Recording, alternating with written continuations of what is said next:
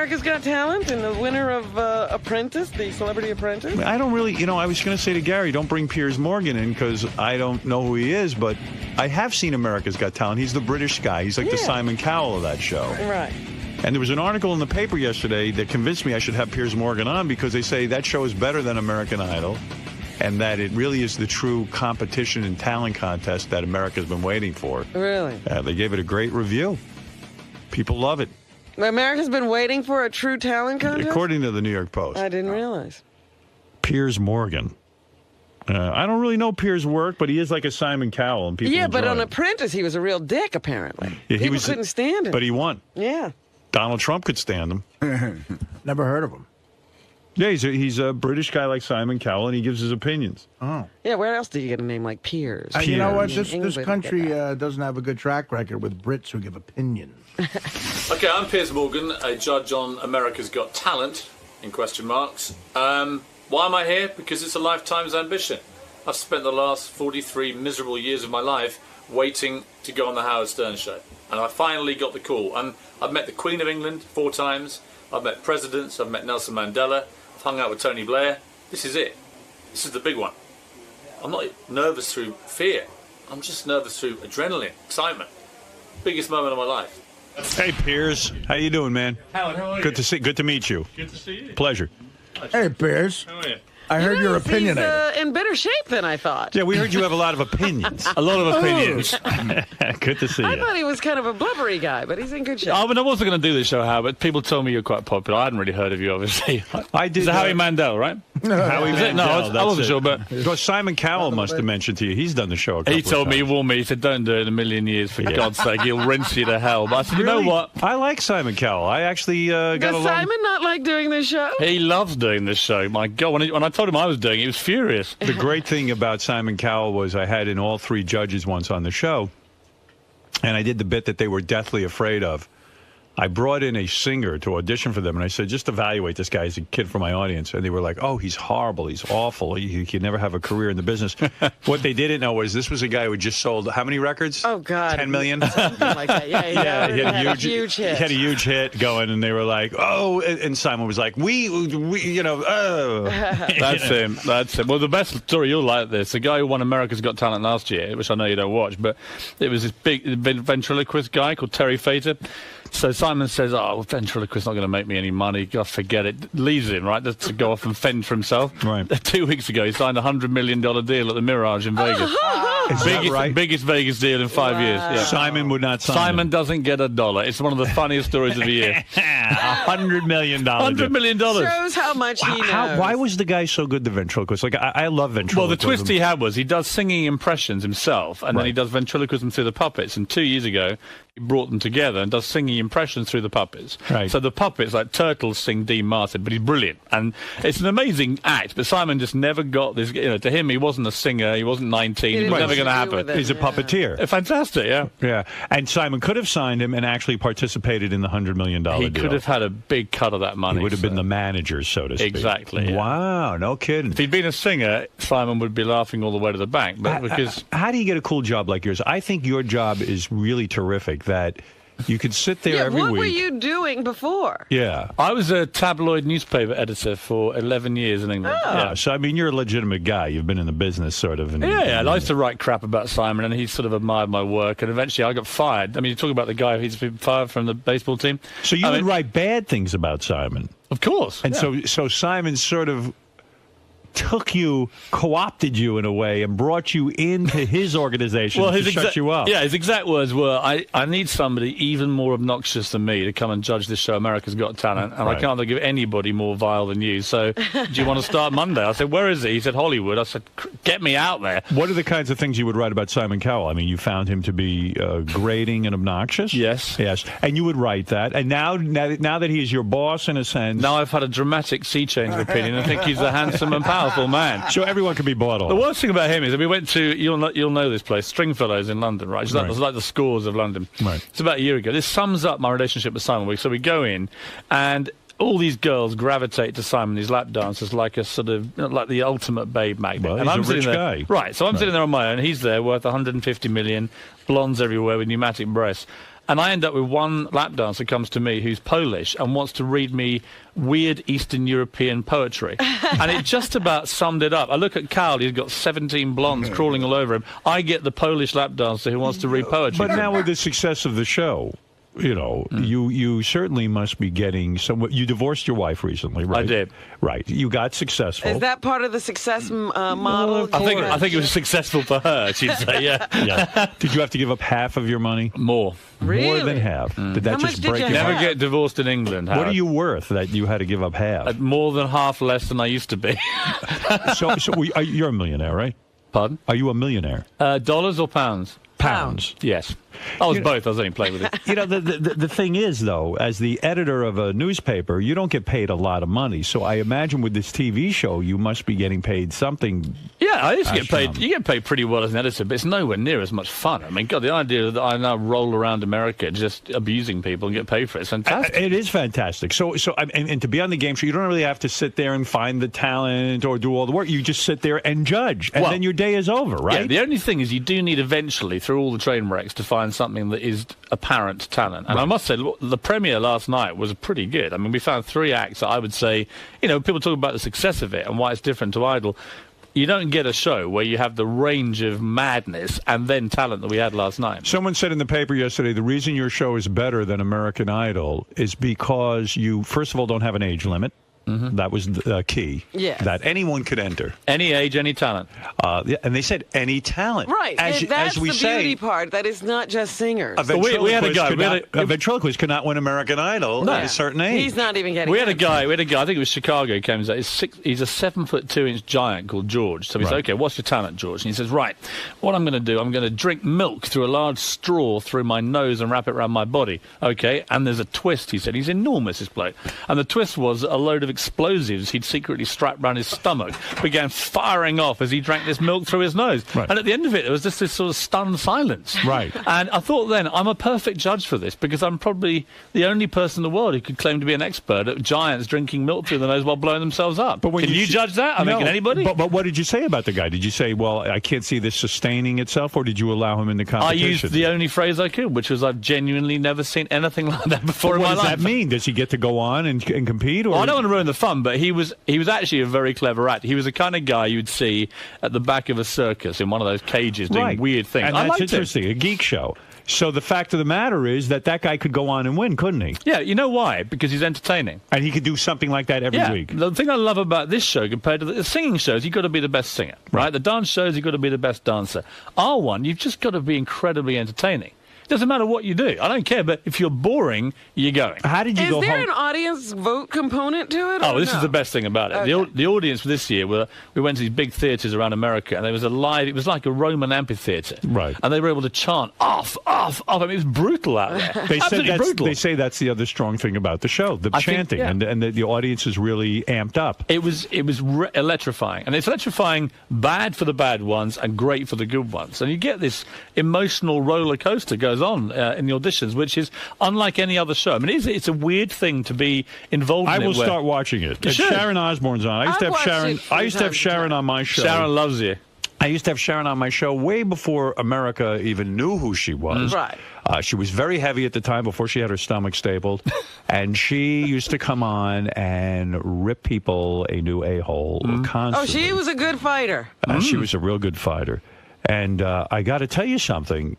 You know, to see her sitting in that position, it's like, wow, you know, we were right. She is good. Yeah. She's good on can hold her television. own. She is hilarious. People used to say to me, why do you have her on? No one knows who she is. I said, she's good. Yeah, she does a lot of stuff now. But what about David Hasselhoff? Yeah, now you don't like him, right? He's just a tool, isn't he? Yeah. You know what I mean? Do you say that to him? Of course. I wake up in the morning, go to the office and say, David, how are you, tool? Why is he a tool? Don't call me a tool, you tabloid wanker. Why is he a tool, that's how our day though? starts. But why is he a tool? No, he's all right. David's quite funny. I mean, he can be funny. Right, don't get me wrong. Is he funny because he is not in on the joke? Are we laughing at him? We're laughing at him. I think he pretends to get the joke. So he'll go, don't hassle the half, and he'll wear the T-shirts and all this sort of thing. But secretly, he's not laughing. Does he spend most of his time talking about himself? Yes. He does. Yes. And so it's an enormous ego, and maybe it's not justified. I mean, it was Baywatch. The guy had a huge career, made a lot of money. Yeah. But he did all of these things that I guess people laugh at. He does weird things. It's like on one of the shows, you've got to have continuity. You've got to wear the same clothes for a day. Right. Otherwise, in TV, it looks a bit weird. You turn up in one suit, you end the show in a different one. So one day, he wore the same gear all day, but at half-time, he disappeared for an hour and came back. He'd had a spray tan. So his face had gone a different orange. And it's like, Dave, do you forget it's his one show today? So when you watch it on telly, it'll be like, wow, David Hasselhoff just got a suntan halfway through the show. And there's no explanation. He went, God, I didn't think of that, man. But he's funny. I mean, I tell people, they say, come on, is he really funny? I said, look, it was a day when he came in, and I said to him, I've had a ticket to the Playboy Mansion Midsummer Night's Dream party. I said, it's fantastic. And he went, my God, man, it's the greatest show ever. He said, chicks are going to love you, man.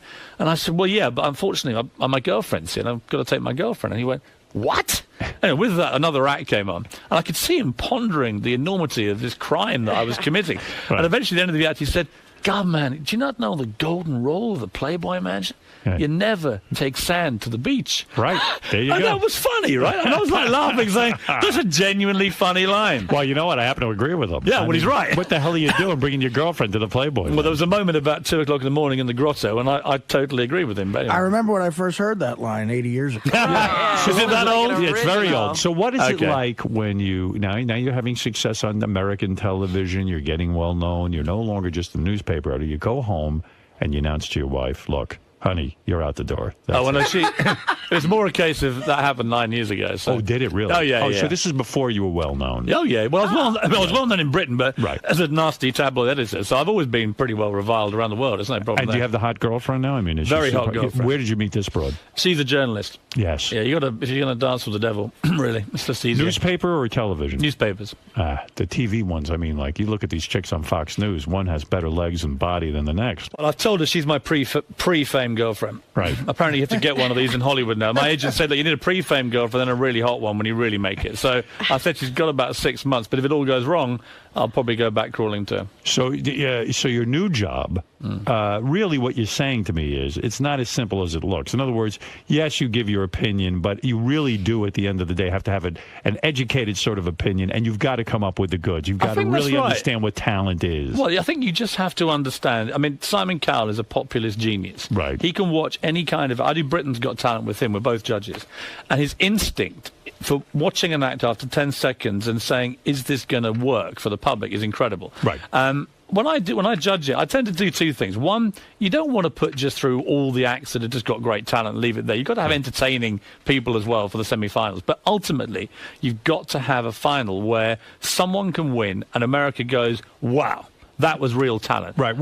We had a judge once. Remember when we did our film festival and we had a judge and we had to give our opinions and stuff like that? Yes, And I difficult. found it very difficult, actually. It really is, because you do feel the pressure. Like, what if I'm wrong? What if I really don't know? I mean, I think American judges, from my experience of watching them and working with them, David and Sharon, I'm sure David in particular, but he doesn't like getting booed by the audience. He doesn't like being critical. And I get that. Americans are basically nicer people than Brits. The reason we all get farmed out here on this evil Brit judge factory is because we are more comfortable with saying to people, that was terrible. You know, because we're just It's a hard thing to do, to say to someone, you really have no talent. Yeah, but I think it's a fairer thing to do. The worst thing to me is to say to someone who's terrible, hey, you were really good, you got potential. They Because go then away they and say, waste their lives chasing living a dream they living can't a have. dream.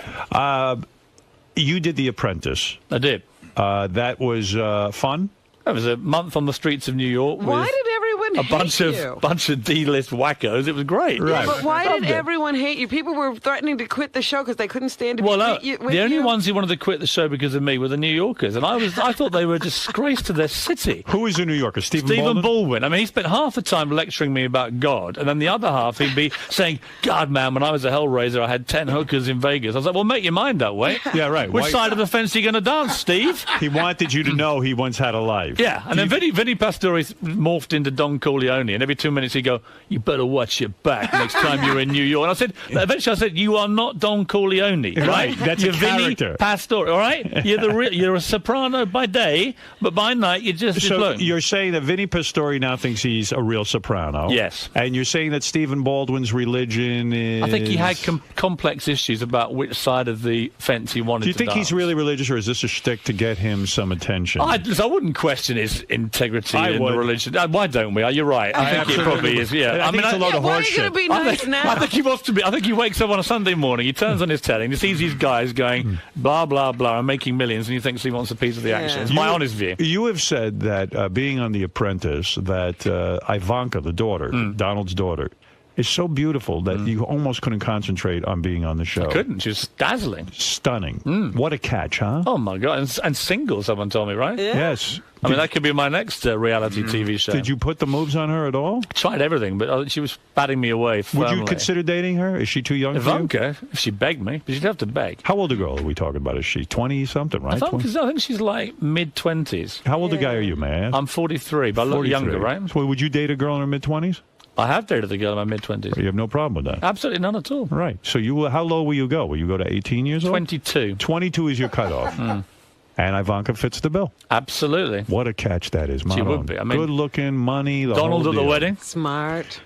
And she's listening. Actually, the funniest moment in The Apprentice involved you. You probably don't even know this, but eventually I was going on at Baldwin. We had to get a charity auction going, get people helping and everything else. And I was getting Simon Cowell, the Duchess of York, Andrew Lloyd Webber, all these people, bang, bang, bang, bang, bang. Nothing from Baldwin. So we went out one night to go and sell tickets to the auction. Didn't sell a ticket, having trawled the clubs for 3 weeks. I said, it's your town. Surely you can find one person you know will buy a ticket. Anyway, eventually he said, okay, I know what we're going to do. We're going to get some publicity on Howard Stern. He's an old friend. He'll take me on. Blah, blah. So we set up this thing downstairs with your guys, and we're waiting there with the cameras. And I know what's going to happen. And as the seconds tick by and the minutes go by, and Steven's just praying you call him, right? He's just praying. Please, Howard. Blew him off. Save my career. And at the last minute, it was like, something's just come up. And he just sat there staring into space. And I was like, so you're only... Cool. The only contact you said you had in New York just blew up on you. Oh, man. I blew You him off. waste That's great. of space. I had no idea I did that. You brought me so much pleasure, Howard. Now you know a lot of people from being an editor at a newspaper and all this stuff.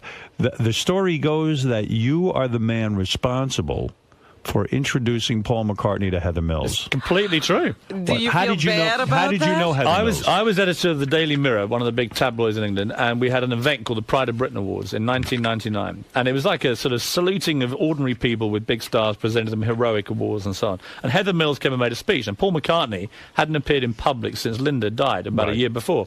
And he turned up halfway through the lunch, sits next to me, and it's like an amazing moment. Everyone goes crazy. Heather Mills gets up and makes this inspiring speech about landmines and so on. And you actually see it's a video clip where Paul McCartney nudges me with his elbow and he says, "Who's this?" And to my utter undying shame as a Beatles fan, I tell him, this girl's great and she's this and she's a vegetarian and she's got long blonde hair, and you do the maths. And afterwards they met and they got on really well. Were you surprised that he was attracted to a girl with one leg? Seriously, I'm very shallow. That's a tough one. Did she know? Do you know, in all honesty, yes, I'm with you on that. I find it a bit weird. But did he know at that time that she had one leg? I don't know at the time. I don't know about that. I do know that he knew that he thought she was quite a nice person and not the greedy, grasping little gold-digging hoe that she turned out to be. So I would like to publicly apologise to Paul McCartney because Have you seen him since? Yeah, I keep apologising. He keeps reassuring me and sort of comforting me and saying, "Don't worry, man." I said, "Look, I saw his daughter last week and she just shook her head at me and said, why? Why us? Why did you choose our family?" Right. Stella McCartney hated Stella's very cool but guy. She hated her. Yeah, and she said, "Dad, what the hell are you doing with this woman?" And of course, the more we found out about Heather, the worse it got. And the good news, though, from your point of view, is that she's decided she's so hated in Britain. She's the most hated woman in British history now after skinning him for $50 million.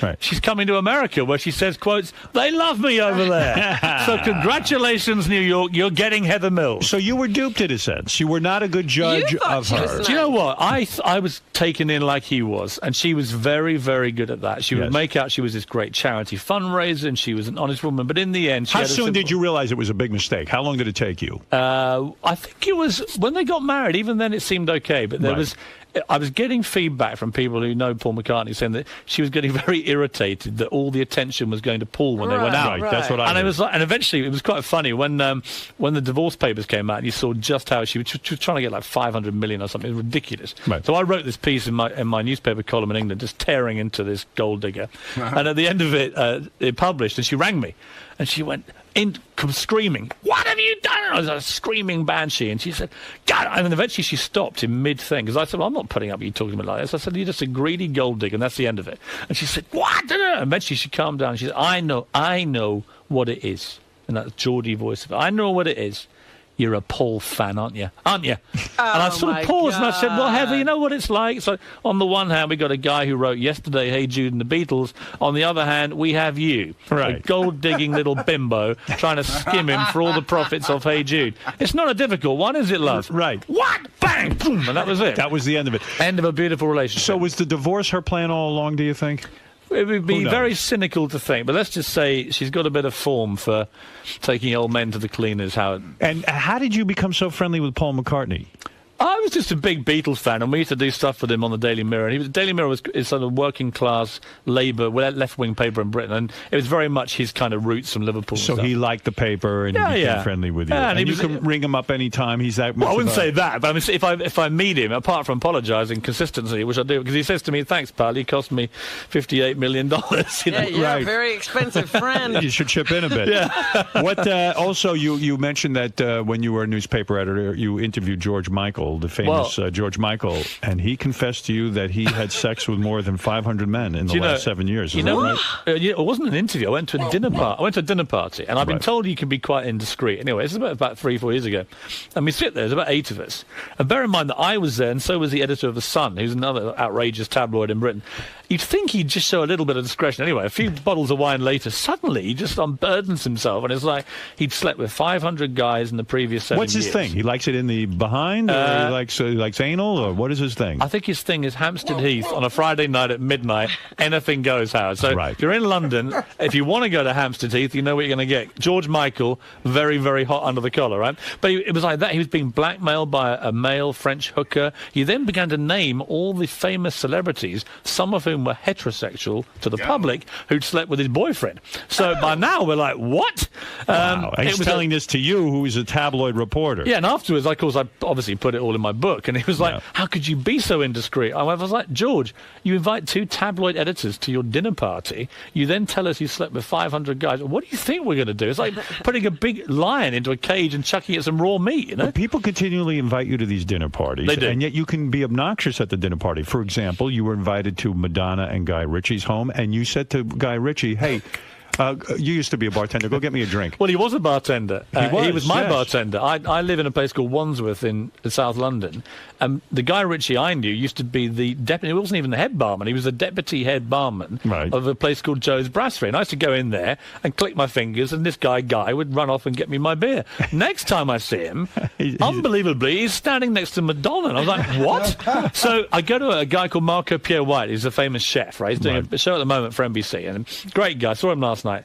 Marco had a 40th birthday party in which he invited 40 guests. Right. And 2 of them are Madonna and Guy Ritchie. So I've had a few drinks by now, and I'm thinking, well, this could be quite funny. So there's Madonna, grim-faced, not drinking, doing a bit of Kabbalah and aerobics, the usual kind of crap. As she does all that stuff, she walks past, and there's already been... She's in a bad mood because there was an outrageous comedian called Bernard Manning. Yeah. Remember Bernard Manning? Not really. I mean, the most offensive, racist, sexist pig you'd met in your life. And he'd done his half-hour turn, and I remember it because Madonna had this cap on, like a racing cap. And after about 20 minutes, she obviously wasn't laughing. Guy Ritchie was laughing. She wasn't laughing at all. And he just looked down at her and he went, "You're right, love." He didn't know who the hell she was. And he went, "You know what you look like?" And there's a famous jockey in England called Lester Piggott, right? Famous jockey. And she went, "You look like fucking Lester Piggott's sister." Like this. And Madonna just sat there in this cloth cap, dying of death, and everyone was howling at her. So she was already in a bad mood. So as they got up to walk around, I just said, "Hey, Guy, for old time's sake, mate, get the beers in, can you?" And he was laughing. She was incandescent. I mean, wow. You find her attractive? Not at all, mate. Not a good-looking woman. I mean, never has been. You don't like her? And you know what? 50 years old, put the clothes back on, love. Yeah? Is Guy Ritchie He's all right. He's a cool guy. a good guy? I like him. Do you think he's in the marriage because he's in love with Madonna, or is he a guy who wants I think you'd have to be in love to stay in there that long. I mean, I like Guy Ritchie. He's a good bloke. I just find her it's just demeaning to be doing it at 50. Put the clothes back on. Let too your much. kids do it. You know what I mean? That's right. She's too old for that. Yeah. Did you put the guys that George Michael outed in your book? Well, I couldn't put them all in because some of them it would have been a bit of a surprise to their wives. Who'd you put in there? Who did we put in there? I think I better be careful here. I mean, Did you get sued over the book? No, because I was Are careful there about different laws here and there? Has your book been published here? I just don't think it'd be wise for me to start rattling off the names of famous Hollywood men who are married. Only the ones book. that are in your book. Yeah, I'm just trying to think who we put in there. Maybe you better be careful. I think I better be. Let's put it this way, Howard. I'm happy to name them. That's great stuff. Well, Piers, you're doing well. Let's face it. Piers Morgan is on America's Got Talent Tuesday nights at 9 o'clock on NBC. You're clearly in the zone. I mean, it sounds like you're becoming America's favorite. I don't like that. Say that again. America's favorite. Thank you, Howard. Piers Morgan, I'm happy to meet you. Can I say I've met everyone, right? Nelson Mandela, the Queen of England, Tony Blair, Arnold Schwarzenegger. When they told me Howard Stern wanted me on his show, greatest moment of my career. Oh, isn't that Kid great? you not? Thank you. Read your book, watched the movie, listened to your shows back in England. This is the career highlight. And how and where are you living now? I live in London and then LA most of the time doing the talent show. And You stuff. got a big house? I mean, you must have a big spread, right? Of course. Unbelievable. Getting bigger by the year, Hab. And when I get one as big as yours, I'll be dying a happy man. And you've had sex with two women at the same time? No. Not yet. No, but I'm hoping if I hang out with you a bit, I might get a bit nearer that. You're a judge. How are you in the sack? Very, very, very good. I asked Lennox Lewis that question because Lennox was on the Celebrity Apprentice, and I do interviews for GQ magazine, and I always say to everybody, "Are you good in bed?" Right? So it's a great question because whatever they say, Lennox Lewis, the boxer, and Lennox just went, "No." I looked forward. I went, "You don't argue with Lennox." And he went, "No," and there was a long pause, and he went, "I'm great." What makes a man great in bed? Stamina, willpower, selflessness. Forget all that. You just got to be hung like a donkey, right? Are you hung like a donkey? Absolutely. Really? Yes. How many inches? How many are you? You want the honest truth? Yeah. Robin, what was I? I was just about 6 inches. Just under 6, right? Just How many? Under. Just about 6 inches. Oh, I'm bigger than you. That's all that matters. Really? If I die, I want my epitaph to say, hung better than Howard Stern. That'll be fine for me. Ever urinate on a woman? No. Never. Never. What's the weirdest thing you I ever heard that did? conversation earlier. Not happy about that. What is very uncomfortable. Drinking a cup of coffee at 8 in the morning. I don't want to hear that kind of filth, Howard. What is the weirdest thing you ever did with a woman? I don't really do weird things. Was your buttocks ever eaten by a woman? Tongue right We up always the... have the impression that the British are kinky. We're not that kinky. I suspect Simon's kinkier than me. Is it true that Lennox Lewis is a great chess player? He's a fantastic chess player. Are you a fantastic chess player? I thought I was. We played chess every day on The Apprentice to while away the boring hours when Vinnie Pastore was dying of a heart attack and Steven Baldwin was telling us about hookers in Vegas and then preaching to us. And we played chess every day. We played 39 games. Chess is a big game in England. And I love chess. I was my school chess champion, played it all my life. What is your rating? Well, I don't know what rating is here. We don't really do it that way we are. But I'm not bad at chess. Right. Lennox beat me 38 times out of 39. Wow. And what he did to make it worse... You must have been shocked because he's a boxer. I mean, Exactly. you know, and he says his mum taught him and his mum's better than he is. But the great thing about Lennox is he couldn't stop showboating. So just before he made the crucial move to beat me, he'd stand up and then very slowly walk around the room like a kind of funeral march. What a dick. And it was like, so I would be thinking, I've got him, I've got the bastard, right? I'm in here, bang. Went in to get it, and suddenly he'd get up, and I'd go, not again, where's he going? And this slow walk around the room. I mean, terrible gloating. Would you play the game with time controls, or there were no time controls? Well, we had days to spare, so there was no time control. But he plays chess like he boxed. So he's very, very cunning. He's very quick with a jab. Boom, boom, boom, boom. And before you know it, you're just all over the place. Really? He's a fantastic chess player. I mean, he would be able to give any serious chess player a game. Do you ever play chess on the internet? I'm going to start playing with him on the internet because he lives mainly in Jamaica now. I see. But he's terrific. Okay, I won't get too into the chess thing, but I'm always curious because Howard, I you should play You should play Piers. I would love to play Piers. I would love to You play. should have your own internet league. You play chess? I do. We should have a game. I enjoy the game. I think we should get Lennox in because he's brilliant. Well, we will have a little round robin. Let's won't get we? Lennox. Next time he's in New York, let's get it on. Let's have the Howard Stern Chess Championship. Let's go, man. Come on. We'll get Heather Mills. Yeah, we'll get Yes. George Michael. All right. That way we're going to get loads of stories, and she's going to skim us for our money. Perfect. Well, I've never actually played someone of regular intelligence. I only play retarded people in chess. Yeah. And I always win. But You'll do well with me. As long as someone has a low IQ. Let me ask Piers something. Do you think it takes away from the fun to play on the internet? Because Howard doesn't play with a board ever, right? Well, it I only would fun- like to. First of all, in America, you can't find anyone to play on a board. So I go on this ICC, the Internet Chess Club. Yeah, I know It's it. a I know it. worldwide thing, and Yeah, you yeah. go on and you play different people. I would love to play somebody in person. Go down to Washington Square Park. Well, The no, trouble but is, if go you to don't those play clubs. with a real board, you can't chuck everything everywhere when you lose, which is quite a pleasure sometimes. I think, isn't Yes, it? It yes, is. Yes.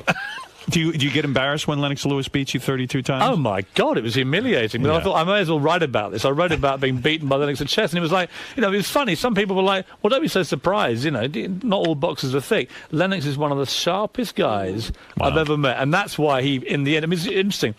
Walking around New York with Lennox Lewis, because I've loved boxing all my life. And I've forgotten, obviously, he knocked out Mike Tyson. And this was the big New York hero, and it was the biggest reaction to any human being I've walked with ever. It was incredible, and the respect for the guy, because he only got knocked out twice, Lennox Lewis, and both times he said to me, "I went back and I beat those people," Right. and that was very important to him. So he beat everybody there was to beat, and it was this chess mind all the time, always 3 moves ahead. Great guy. The other great guy who I heard you do on here was Tito Ortiz. Yes. What a charming guy he was. Again, much smarter than you'd think. Yes. And he's got Jenna break that. Jameson. Yes, he does. And who knows what goes on there. Well, let me tell you. Here's a couple of people who want to say hi to Piers. And then, Jeff the Drunk, go ahead quickly. Oh, geez. Yeah, hi, Piers. Hey, Jeff. I was watching the show last night. The opera singer was awesome. He was fantastic, wasn't he? You're saying is someone who sings the opera was good? It was better than that. It's a guy who, by day, sells insurance, this guy, Yeah. Neil, right? And then he just ripped into Nessun Dorma by Pavarotti. It was awesome. The word is there. Dorma by And I'm Pavarotti's my surprised. favorite. I can't believe Jeff the Drunk knows this kind of That music. opera Trust guy me, was Nessun great. Dorma is going to be huge. Marianne from Brooklyn, you're on the air. I absolutely love Oh, you my on the God. Celebrity Apprentice. You against Omarosa. You stood up to Donald Trump. Thank you. Show. I'm a big fan of Simon. I absolutely adore you. And Howard, my Baba Booey song is on its way. Maybe Piers could judge it. Yes, hurry up with those Baba Booey songs. Yes, Brandon, go ahead. Hey, Howard, love you guys, man. Thank you. I just wanted to say, Piers, man, I've never heard of you before, dude, and you're a fucking funny motherfucker. Well, there you fuck go. you very much indeed. Howard had never heard of me before. Well, Piers is Crushing coming on blow. strong. He's coming on strong. In a couple of years, we won't even be able to get him on the show. You'll always get me, Howard. I'm There you literally, go. I said to your producer earlier, I'm available not just now, but every day you ever want me. Well, Piers, we might have to have you come in here and judge something the next time we do it. And I'm available for anything. All right, excellent. Piers, you're a good guy. I appreciate you coming on the show. Piers Morgan, America's Got Talent, Tuesday nights at 9 o'clock on NBC. He's living large with the big house, the girlfriend, and he hates Steven Baldwin, I think. Yeah.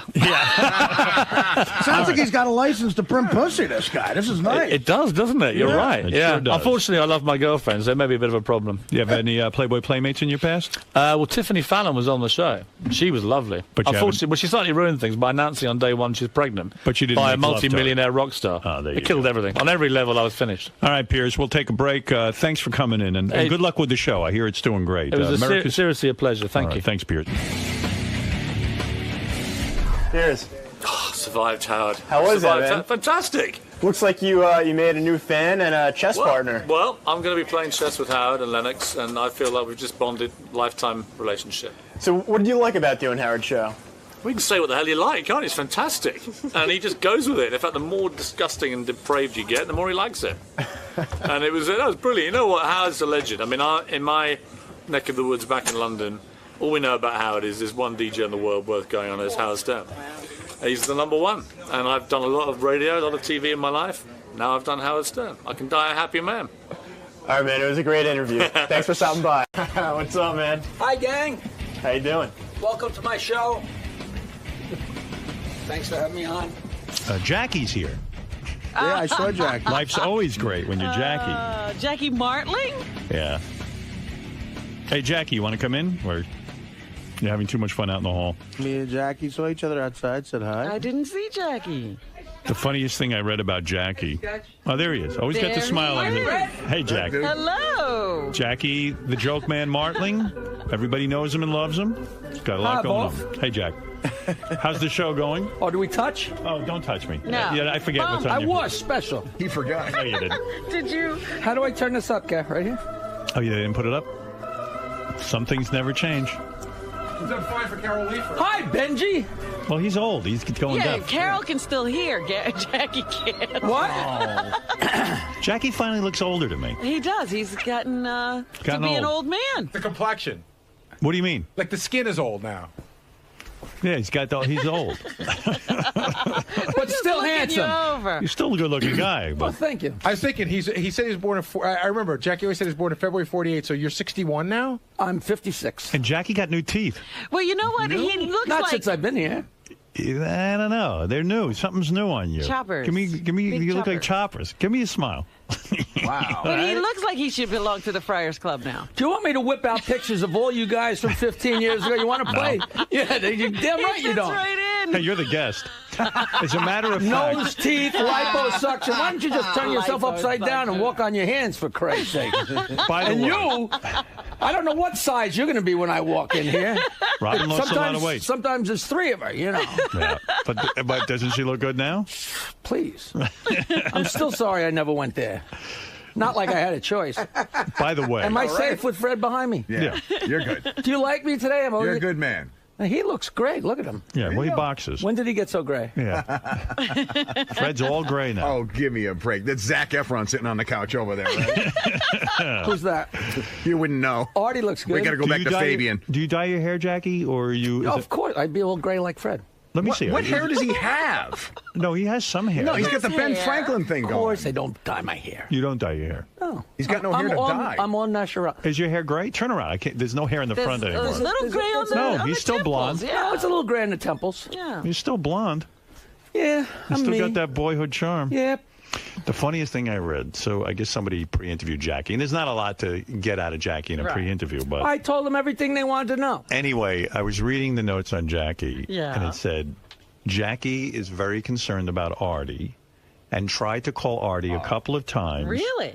to give him advice. You see, I knew this would come back and bite me on my I head. didn't say anything. No, not you. I'm not saying you. I So he texted said- him. So he said Artie never responded. I did didn't respond. say that. You see, No, well, go- you couldn't tell me- tell the truth if there was a gun No, pointed I'm at not that trying head to of yours. lie. Maybe I have it wrong. What did you try to do? You cared I wanted about to go Artie. lunch with him. Right. You cared Because about everybody him. said that he's in bad shape, and then I wanted to, before he died, I wanted to say at least I put in my 2 cents and said, hey, I quit drinking, and everything seemes to be fine. You should try behaving yourself. So Taking Jack- your Then shot I at got, then I being got so last. stoned I forgot.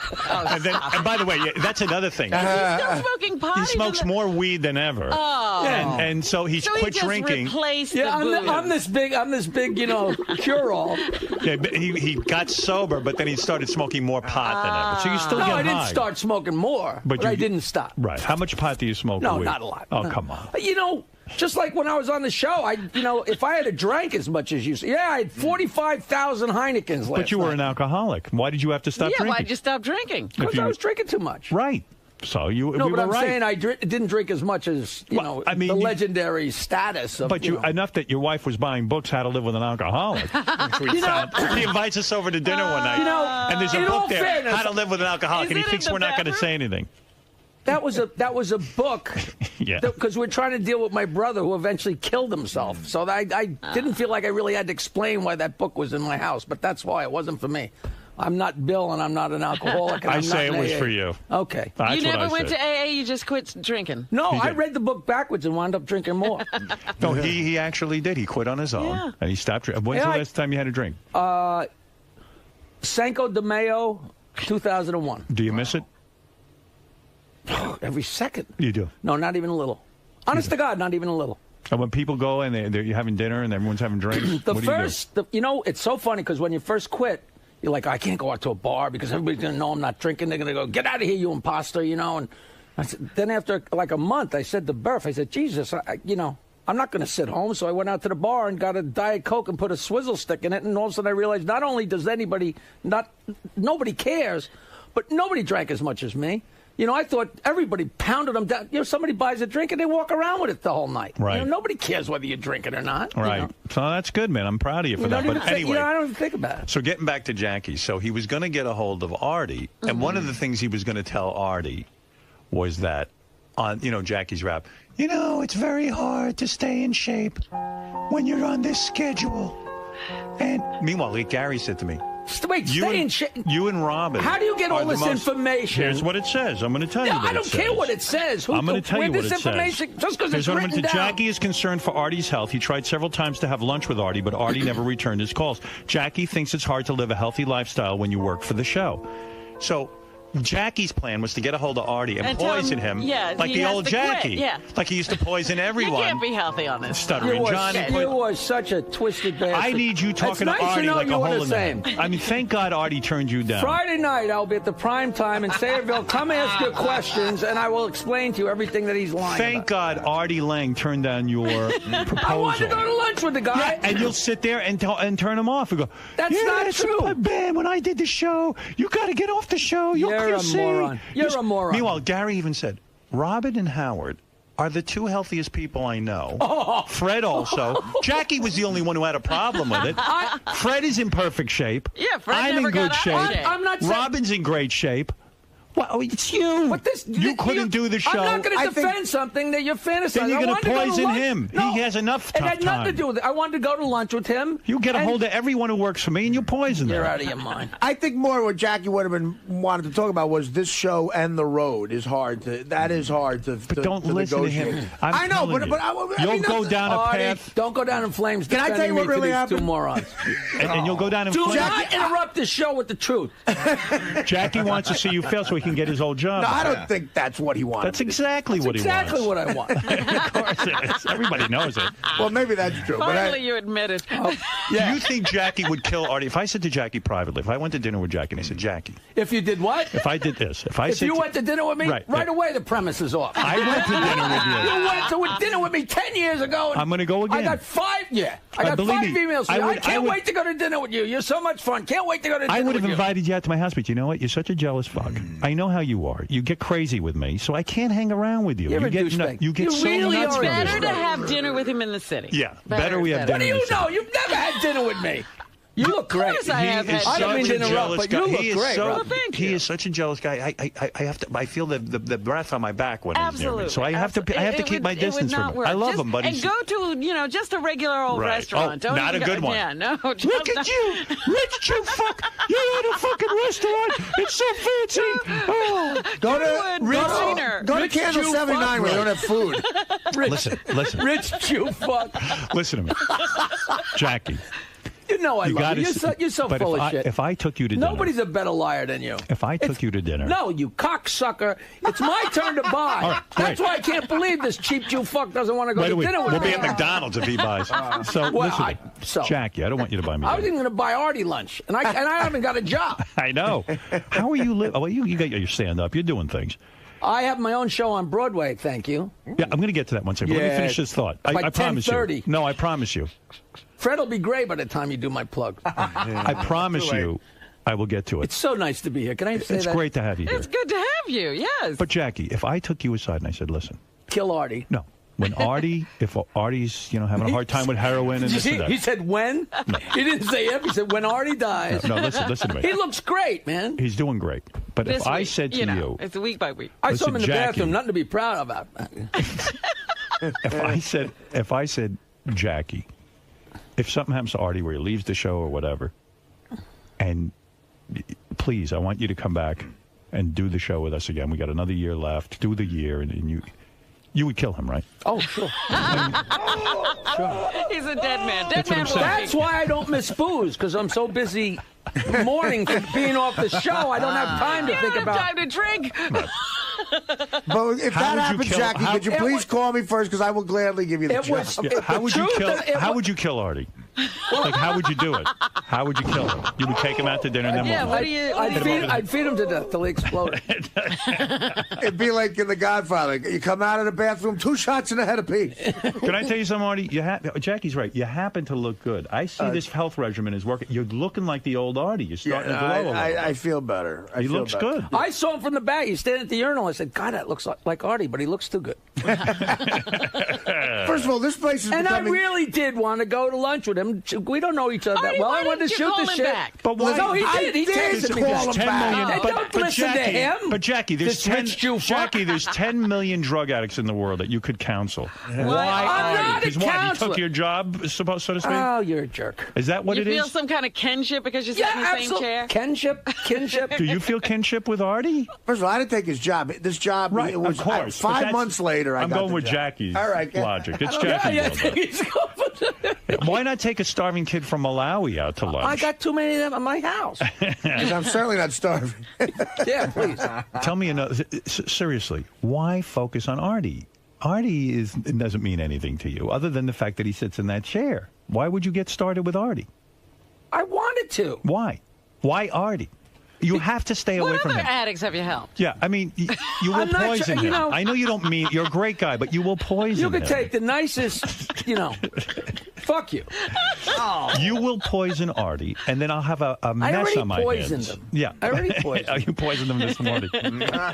Jackie, tell me another thing that's going on personally. While you and Nancy are no longer together, your beautiful ex-wife. She looks better than ever, by the way. I saw her recently. Yeah, with the nude pictures. Yeah. What? You're Wait, whoa. Wasn't she curled up on a beach? You know, she we was have some covered up pictures of with her her on the beach. hands or something. But Yeah. How the hell do you see these and I don't? Because you're her ex-husband. But the fact is, you're still technically married to her. No. No, You're not divorced? legally. You're actually divorced. And we're It legally says here- separated, and the divorce papers are actually literally at my house. Oh. Oh, okay. Because that's what I was going to ask you. You Just now have a girlfriend. we didn't put the final signature on it yet. You have a They just girlfriend. got it. Yeah, I have a lovely girlfriend. She who's- moved in with you? Who's a huge fan, yeah. And she obviously does not want to move in until you're divorced finally, right? I mean, Oh, this she is the totally reason. moved in. Why did it take so long for the divorce? I mean, you're talking about a lot of years. We took a long time. There was no pressure. There was no reason to do it. Who is this girl? A younger girl? Oh, please. You're not going to date someone your age. What are we going to do? Come on. I'm rich. I'm famous. I got it all. Every girl wants you. Who is this girl? How did you meet her? You set the precedent. You get yourself a young blonde and fuck her to death. Right. He won't even date a girl who's the age he says he is. I just had an opening there. Why all of a sudden are you Ray Charles? Take those sunglasses look so lost in that huge face. of yours. How old is the girl you're seeing? Can you say, or does she not want her age? 24. She's 24? No, come on. Really? Wow. Right. Honestly, how old? Is she really 24? No. She's 41 and she's beautiful and she's from San Francisco and How she's old a are you delight. at this point? 61. Are you 61? So you got 20 years old? That's nice. Nice. That's the way to do it. There you go. Look at That's you. how to Look do at it. me! Look at you! And is she on? You hypocritical motherfucker. And she loves you so much. No. Would you get married again? I don't say no and I don't say yes. I don't know. What does she do for a living? She was working in title mortgage in San Francisco, and due to the economy, she lost her job, so that she was able to come out and visit me. We had a long-range relationship, so it was really safe. You didn't have to worry. Was she married You know what I mean? before? Because I knew she wasn't leaving San Francisco, I wasn't leaving New York, so you could open yourself up, because it was never going to happen. Then she lost her job. She came to visit, then she came to visit, then she came to visit with her cat. I'm like, oh, that's it. Was she married before? Like for 10 minutes, 1,000 years So she ago. doesn't have kids? No kids. And So you're she's- not going to have kids with her? No, but I don't say no firmly because I just read that D'Amato had a kid at 1,000 years old. Yeah. I can't I let mean, him. I don't see you at this point in your life chasing children. You're I didn't 60 see me chasing children at 25. Oh, yeah, I mean, no you're longer. 61 years old. But I hate saying no because I love the concept. I really You do? My favorite thing in the world is my niece and my nephew. It's hard to believe Jackie's 61. That's old. I know. How could the joke man? The joke man. 61. I remember you when you were a young joke man. I never was young when I met. I was 100 years old when I was 38 when we started working. Is that right? Yeah. I thought you were so old when I met you. The joke Do you have any idea how old you were? I know exactly how old I was. No, but I mean, when I met you, you I was were like 30 years built old. like a pear, and you looked like it was over. You were so jealous. He was jealous of your pear shape. I want to be an old Jew. Anyway, we used to joke about Jackie being old. Now he's really old. He is old. Yeah, it's not funny anymore. But you look good. I mean, you look like you could, you look like I feel so How do you feel? How do you feel? I feel, well, I don't drink. I feel great. And do you still masturbate? Oh, you know what? Honest to God, I cannot remember the last time I masturbated. Really? Do you miss doing the show now? I mean, are you willing to admit that you wish you'd never left? I don't. You made the biggest mistake of your life. Honestly, you miss us. Tell us you miss us. I miss you, and I love you all, and I really do. As much as you fuck with me, I love you, but I don't miss getting up, and I well, no love one my misses life. getting up. I don't like getting I love up. my life. I knew after 15 years, all I had to do was go to bed at 8 or 9 o'clock, and I would have had the greatest life in the world. And after 15 years, I knew I wasn't going to do that. The definition of a moron is someone who has the same thing happen 99 times in a row, and they say the 100th time, this is going to be different. And I realized I was never going to go to sleep. So you quit. I went to bed at 11, 11:30, 12 o'clock. Every night of my life, and I was so fried by Wednesday. I didn't quit. I tried to get more money. I figured maybe I'd get it together and go to sleep. And I was a hodgepodge. Plus, with all the booze, I was. I'm not buying it. Of course you're not. You've been saying the same thing for 10 years. I know things, but I'm not going to get into it. Well, go ahead, say the thing. I'm not going to say it. I'm not going to say it. You know nothing. No. I know plenty. Believe me. Artie, don't listen to him. Where is it? Stored in your nose? What are you talking about? Now, you can see Jackie this Friday night at the Primetime Comedy You want to hear a Club. great joke? Go ahead. Let's hear one of your famous jokes. A kid says, Mommy, how come I'm black and you're white? She says, listen, the way I remember that party, you're lucky I don't bark. What, you're a filthy one? Yeah, you're filthy joke. I didn't even tell it right. Go ahead. I got nervous. I tell you, my favorite quick joke is the guy goes in the library and says, I want a book on suicide. And the librarian says, fuck you, you won't bring it back. Oh, here you go. That's a good one. Boy, you got better. You got better material now. 15 fucking years. If one time you had to told people how funny I was, I'd be rich enough that I could have quit 2 years sooner. You didn't work for me because you were unfunny.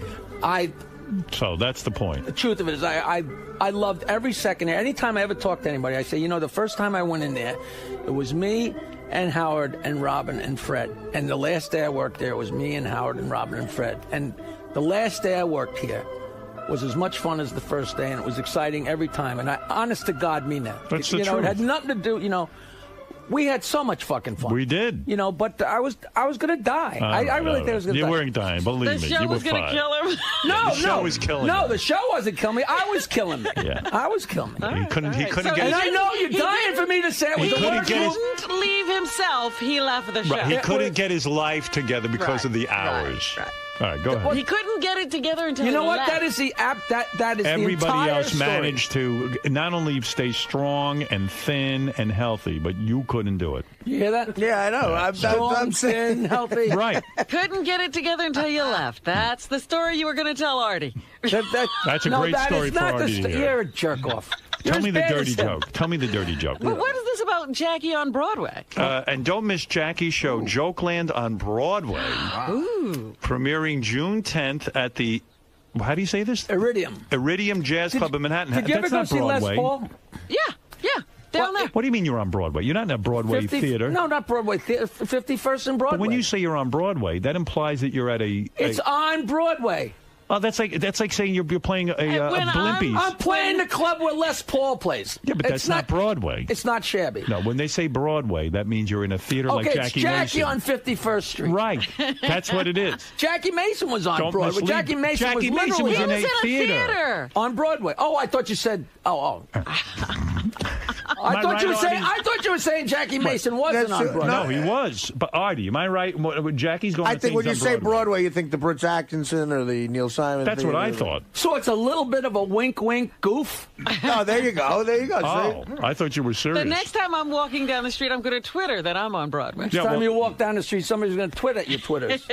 All right, so but don't Les miss Paul Jackie. works there every Monday night. I was there last night. He's so great. I don't know if you ever went to see him, but he's fantastic. Les Paul was the inventor of guitar. Right, all that. and multi-track recording. And I'm so still gonna explaining what Jackie's talking about to the audience. I know. For more information on all of Jackie's shows, go He's to... going to be where Les Paul is. That's right. And somehow that's Broadway. Jokeland.com is Jackie's famous website. What I like about Jackie's website is there's lots and tons of jokes for free. Yes. You never charge the people. Free jokes. You like that. And recently you had another business fiasco. You created a Apple iPhone application. Fiasco? That's right. It's going to make me rich. It was What? Here we go They again. rejected it. Well, it was resubmitted. Is this another one of your Jackie, I'm going to get rich? The guy I did it with is sitting in the other room. Right.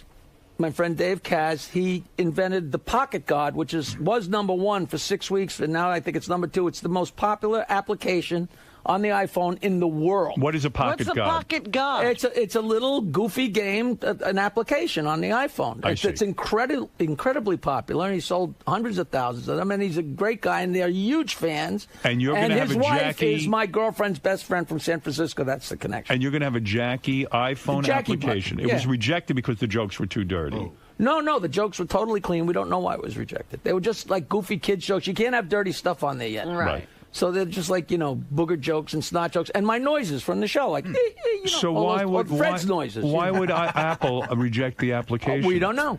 We don't know. They don't give you an answer. Well, maybe the poop noises were a little too real. Who knows? Wow. We don't know yet. We honestly don't know, but it's going to be a big Could deal. it be that the jokes weren't funny? It could be that the jokes were really horrible. But, it's great because there's one section of kids' jokes, which is great. If Artie, a why guy would picks they- up a girl, and he wants to entertain the single mom, he can flirt with the kids, Artie, why would they reject Jackie's joke iPhone application?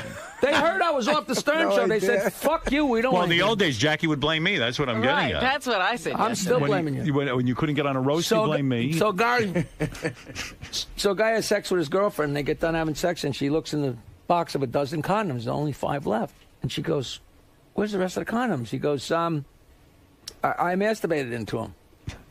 So that night she's out with a guy friend. She tells him the story, and she says, did you ever do that? And he goes, hell yeah, all the time. She says, really? You jerk off into condoms? He says, no, I thought you meant, do I ever lie to my girlfriend? That's a good one. And here's the best one. Yeah. A guy's going hunting with his wife, and on Saturday it's raining. She goes, I'm not going hunting in the rain. He says, you're going hunting in the rain, or I'm fucking in the ass, or you're sucking my cock. Now make up your mind. I'm going to go get the dogs ready. He comes back in the house, and she says, I'm not going hunting in the rain, and you're sure as hell not fucking me in the ass, so I'll suck your dick. And she starts sucking his cock. She goes, bah! Your dick tastes like shit. He says, yeah, the dogs didn't want to go either.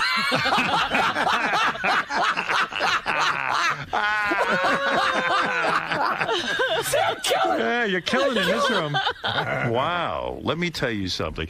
Oh, Steve Jobs of Apple is on the phone. He wants to say something to he'll Jackie. tell us why Jackie was rejected. Steve, hi. How you doing, Howard? Yeah, what happened with Jackie's phone app? Well, it's all wrong. We're going to use his joke application for the iPhone. Oh, you are? Yeah, it's going to help people fall asleep at night. Oh, thank you, Steve. It's a good... I know that's not him because I know that guy. Let's go to Bobo. Bobo, go ahead, say hi to Jackie, the joke man, who's about to appear on Broadway. Yes. Joke Lane on Broadway. I have a question, man. Does Fred harbor any deep-rooted issues with Jackie because he branded the title of head writer? Deep-rooted? Yeah, It's well, right on the surface. What do you mean deep-rooted? Well, no, Fred doesn't really like Jackie that much. No, I'm fine with Jackie right now. But you didn't like the whole head writer and thing. Bobo's trying to start something. It's done. It's over. It's history. You like Jackie? Yeah. I love Norris. All right. Jackie's been gone for a lot of years. We all forgive. All right. Well, that's fair enough. Look, Jackie, we're here to celebrate you today. Jackie the Joke Man Martling, we all love you. I love you for having me on, man. And let me say that why not go see Jackie on Broadway? You can see he has a repertoire of jokes. You can see he's updated these jokes. They are new. I've never heard these jokes before. I did a lot of research. Yeah. The last couple of nights, I said, I gotta have some new stuff. And this is Jackie at a club near a real Broadway theater. And it's fantastic. 51st and Broadway below Ellen Stardust Diner. He's going to be where Les Paul is, which is the cardiologist on 43rd. Yeah. And so you don't want the real story of what happened with me and Jackie. You're just going to... I did call him back. Oh, you did? Yes, I called He him texted me Well, back. I texted him back, and I said he wanted to meet at a place for lunch. And I said, okay, I'd love to. Sure. And then I never heard back from Jackie, to tell you the truth. That's not Artie. Well, no, I mean, You said, I got a lot going on. I'll get back to you. That's where it left off. And I didn't want to hound you. You know, we did text back, and I would get lunch with him. There's nobody. But it sounds like you blew Jackie off, honestly. I didn't blow Jackie off. It was at a time where I was blowing everything off. I see. You were in the midst of your heroin craving. I was in the midst of coming off it. Right. You see, And it was Jackie. bad. That's over? Yes, right now it is. Hopefully it'll stay that way forever. Good boy. When is the last time you danced with Let the me devil? know when you have heroin again so I Months can ago, I drink told again. When is the last time you danced Christmas with the Eve. devil? Christmas Eve. Yeah. So there you go. Really? Dance with the devil. Danced with the devil. Well, it is. It's the devil. It's the devil. And now you drink. How much do you drink? I drink heavily, yes. Thank you. No, seriously, do you drink when you go out socially? Oh, yeah. Do you know we never had a drink together ever? Is that accurate? Yeah. Last time we were You together, never- you were at my house and we were at a pool You and you never were drinking. drank? You were drinking 2 beers at the same time. But you weren't drinking yet. But you didn't weren't- have a problem. You weren't drinking yet. I wasn't. No. All right. Yeah. No, I drink now. I'll never forget Jackie. I thought I put it down and you picked it up. It's. I started drinking right after you left the show. I couldn't get along without you. Now, see, if I was you, I'd say you started drinking because you missed me. I But did. you're going to say you started drinking because you were celebrating I was gone. No. See how you. I opened up a bottle of champagne. She looks great. How could Jackie ever give up drinking? I remember him swimming out to the jetty with beers in his mouth. To say like he- a Saint Bernard. To say he had a drinking problem is putting it lightly. I mean, the man always had beers. You know, I have another announcement to make. He My was in my God. pool. His hands are over his head with 2 beers. Yeah, he's saving the beer. He didn't want to get him wet. He almost drowned. Let's throw Dominic in the pool. He's still pissed off. Yeah. No, this year, right now, as I speak, the jetty, gray for 20 years, is being painted sand, whatever color that is. That's fantastic. Sand Wow, brown. it's So getting you a think I paint don't job. have news? You know, you're a great interview. You really are. I didn't know you were But going I to talk am. about I that. am. And listen. Mayday. Right. You're doing great. You're all over the media. I mean, you're All over the you're media. doing Facebook. You're doing He's apps. with the new media. I'm in the You Mike really are. Starr column. They're always throwing me in there. It's all good. And your acting career is going well?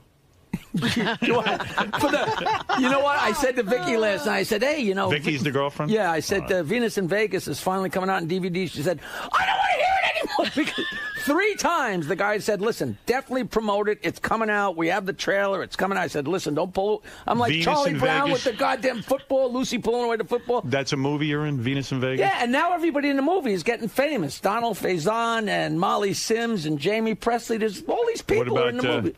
And Jackie the Joke Mullen. Morgan Fairchild, is she in that? Not Morgan Fairchild, but I made out with Florence Henderson. Jackie's like Mickey Rourke waiting for his comeback. Yes. He really is. He reminds me of that. One of these days, I some look great better than director is going to find him and put him in the right project. Oh, and I'm going to be doing Leverage, the TV show Leverage. They're my friends, Dean Devlin and Paul Bernard and I never heard of it. my pal Tim Hutton that I haven't met. What is that? Leverage on TNT? Come on, it's a great Do show. you know that show? I do know that show, and he's right. It is a good show. And It absolutely See, Paul, is a good did you show. hear that? Robin loves your show. Dean, let's go Love to it. Neil, who says Jackie is funny. Go is ahead. this Neil? You're Neil? Hey, yes, I'm Neil. Hey, Jackie, you're funny as hell today. I just want to know, how come since 93 when I started listening to Howard, you never said one funny fucking thing? Jackie was always funny. I He have was to come to holding his back. But although he's even funnier now, he's coming into his own. You know, he was inexperienced back then. Yeah, I have to grow into the whole thing. Jackie is funny. And look, rather than repeat the plugs for 9 million times, you go to jokeland.com. You'll get all your information that you need about this coming weekend and also the big on-Broadway show. I'm happy for you. And, of course, we will all tune in tonight on Howard 101 when Jackie does Jackie's Joke Hunt with his pals. Facebook hunt tonight. Hunt. And I got to say, Gary looks great. He does? Yeah, he came. You know, he's running around collecting. Are you getting soft? He's running around collecting his thought. I thought. Don't you see how heavy he got? Looks terrible. I was kidding. Yeah, right. He looks terrible. I thought he was Artie. Do you think he looks horrible? No, he looks great. He looks bad. There are times. Those are the times I miss I have Jackie never the noticed most. Gary's weight because I have never been able to get away from those teeth. So I've never even noticed. So you only see teeth when you I look see at teeth. him. You never look at his weight. Those are the times I miss Jackie the most. When we're ripping into Gary.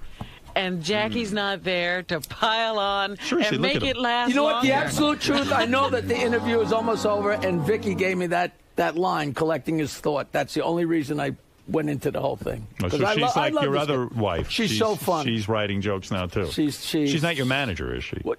Oh, soon. Yeah, We're Vicky. working on my new album, Snart, together. That's my new Gary, CD. you did put on some weight. I mean, everyone He did not. He looks great. Give him a break. He's half the size the last time I saw him. All right. I don't Thank know. you. All right. I'm not going to stop him. Boy, your observation powers have gone way down. No, I haven't been here in a long time. He was very heavy last Open time. up your sweatshirt. Let Jackie see the belly. That's some boy. All right, I was wrong. No, Quivers looks great, man. Well, she has green drink. She's not eating. She takes enemas and colonics. Are you still pooping away? Jackie, she doesn't chew. She's on a diet now where they forbid chewing. They don't. Well, whatever. Wait, whoa. I'm doing a detox with some people. What, are you taking so I don't anally? chew for 21 days. She eats anally. Do you know that story about the guy who got his jaw broken up in a bar fight? No. And so they had to feed him with a They tube. pumped it up the butt? They had to put a tube in his ass and feed him through his ass. Right. That's crazy. And after a couple of days, the nurse would wheel in the machine and put the tube in his ass and pump the food into his ass because he couldn't be fed because his jaw was all wired up. And after a couple of days, he said to the nurse, "Hey, nurse, have you got another one of those machines?" She says, "Yeah." "Why?" He says, "I want you to have lunch with me tomorrow." I got a joke for him. All right, you're terrific. You're really on top of your game. He really does have a joke for everything. You do look great. Are you really? What's not chewing mean? Not chewing. You don't eat food. She you fasts. just drink everything. She detoxes. You missed it. It's a whole long Is this thing. and you got Sabian doing this? Yeah. Look at him. He looks great. Did he lose weight? Yeah, You he haven't lost seen it? 40. Didn't anybody ever explain to him if you lose 20 pounds, you gain back 50 pounds? No, I've explained it a million times. He doesn't listen. Nobody listens. Right. But she looks great. Next month, Robin is eliminating breathing. She's eliminated everything else from her life. It's almost What about dead. sex? Oh, no. That's still on the plate. Anybody I know? No. How's she doing with There's that? something going on, but I'm not really quite aware of it. I know she's doing a lot of traveling to get Who's she sex. traveling to? I don't know. That she doesn't tell me. Where are your houses now? Staten Island still? No, I'm in Manhattan and Long Beach Island. Long Beach Island, Jersey? Mm-hmm. That's a nice place. Yeah. How many houses do you have left after your divorce? You had like a whole cadre Yeah, of houses. he owned the town practically. Down to one. You have one now. I She one and a cleaned half. you one out. and a half. She did not. Cleaned you out. You You've got been one house left? And my mother's house. Hey, you still have I it. have a She let you keep- beautiful home on the water. I She have the let you most keep- beautiful. You need to see my house if you ever decide you're going to be my You friend. fixed it up? I remember I saw it No, but originally. did he get the house with the peephole where you can see the water, or did you No, get... he's on the water. He's on the water. How great was that? Come on, I got a water view. That was the greatest, man. Oh, I love those days. She took all the homes except for She the... took everything. Right. No, she's doing great. I love her, man. All right. Well, she doesn't love you. Anyway, Jackie... She should wear a mask. Oh, stop. I'm kidding. You're doing great. You're going to love my girlfriend. Let's can't go wait to out meet to you. dinner. You Can't fuck. wait. You Can't wait. Out of all you the could people... look me in the eye and lie. No, I'm gonna go to dinner with you. Yeah. I mean it. I love going to dinner with you. I can't tell you how fun it is. Jokeland.com. There has never been a day in your fucking life that we were together that you didn't laugh. Ever. Always had fun with you. I said to you right before you quit. So don't snidely say, I said, "Oh yeah, we're we'll on go a to plane. dinner." I said we're on a private jet to Vegas, having the time of our life, and you're going to leave. And you went, "That's right, I'm leaving." That day he wasn't so we funny. sat there and watched Dave Hawthorne 10 times in a row. I remember that.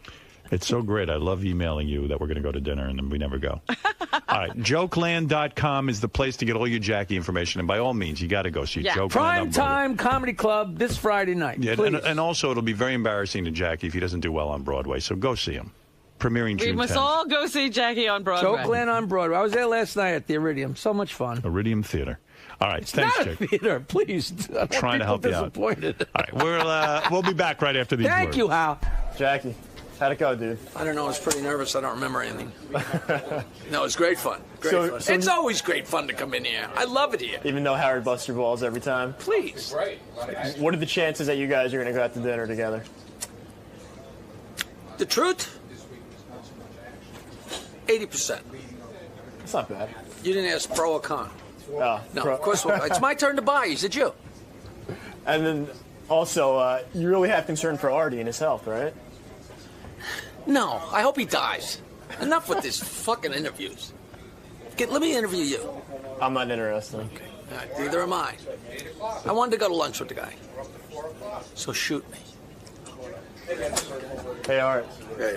What do you think about Jackie being concerned about your well-being and everything? I don't know. I guess I'm happy if anybody's concerned about my well-being. You think it's genuine, or do you think he's just trying to get back in that Jackie seat? I don't know. We'll have to see what happens. I'll probably have lunch with him if he wants to have lunch, and then we'll see what he says. Maybe. You're not going to blow him off again? I hope not. I wish I had more to say about this. I don't know. I'm just in a daze. So, Gary, when Jackie comes back all the time, Howard's always saying how, Jackie leaving was one of his biggest mistakes, and he would love to probably come back. Do you think Jackie's content with his decision of leaving the show? I think he's rewritten it in his head enough that he's content with it. I mean, I think at the time he wasn't happy about it. I think he's been gone long enough that he's fine with the way his life is now. But I think if he were to be honest and look back and say, did you make a bad decision at the time, he might say, yeah, it was the wrong decision for me at the time. And then when Jackie comes back, is there a feeling that, like, the old gang's back together? I know, like, Jackie's not writing jokes, but... You know what? The first time he was back, it felt that way. He's been back enough times now, and we've been with Artie long enough that it feels nice to have him back, but it doesn't feel like the whole gang's assembled again. Just like an old friend of the show. Yeah, an old friend of the show, and it's great to see him, but it's like the old gang's sort of old now. Whenever Jackie comes back on the show, Howard always busts his balls about how leaving the show is probably the biggest mistake of his life. Mm-hmm. And Jackie says it's not, he's okay with it. Mm-hmm. Do you think Jackie's really, like, at peace with leaving the show? Do you think he's fine with that? I don't know. I really don't know. I mean, I wish I had a nice, clever, cute answer for you. Like, maybe Jackie sobered up and realized what he did. But, I only hope that Jackie is happy, because a happy Jackie is a content Jackie, and a content Jackie leaves me the fuck alone. This is the best of the wrap-up show. A recap and behind-the-scenes look with John High and Gary Dell'Abate. The best of the wrap-up show begins now. Hey, it's Sal Governale, and on Monday's show I came in and explained to Howard that I got drunk at a party, I drew jizz on a girl's face, the birthday girl, I played Guess What's in My Pouch, I took a leak in the parking lot, I punted a glass and smashed it, and he thinks I'm nuts and I'm crazy. Just a fun night out. I'm not crazy, right? Yeah, normal guy. That's what I thought. So, check it out. I mean, doing these stupid things for attention like Howard said, it's not the fucking life. Am I right?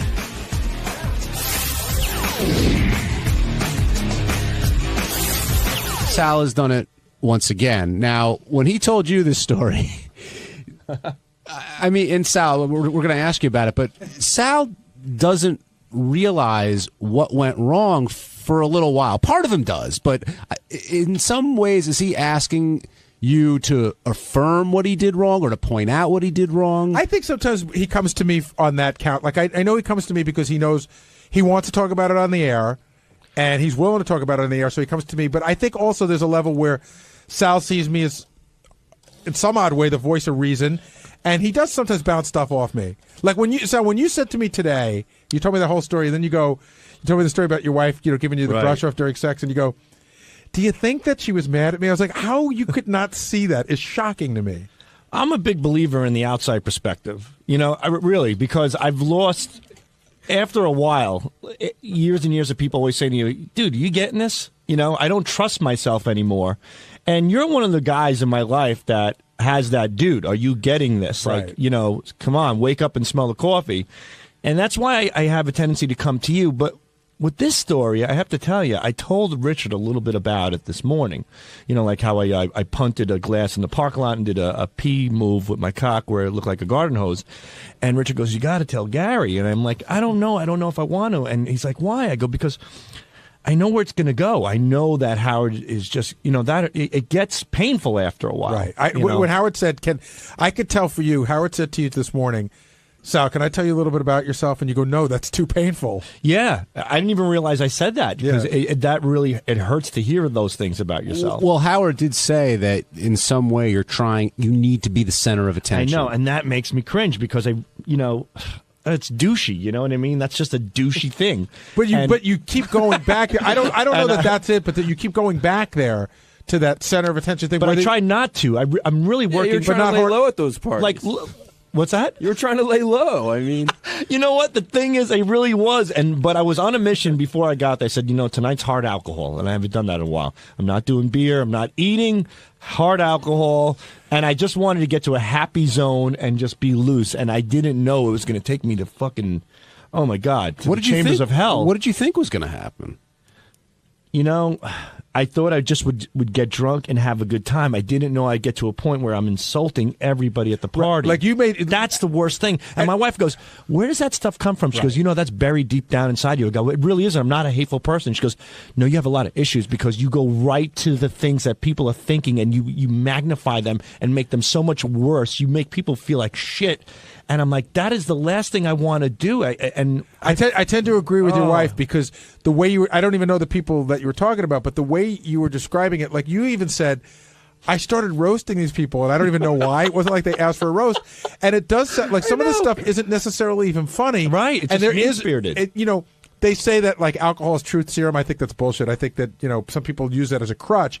Right. But it did seem to give you the license to say whatever you wanted, and there are some pretty hurtful things. You know what I think? I think because of the whole no governor-governalities you call me. Right.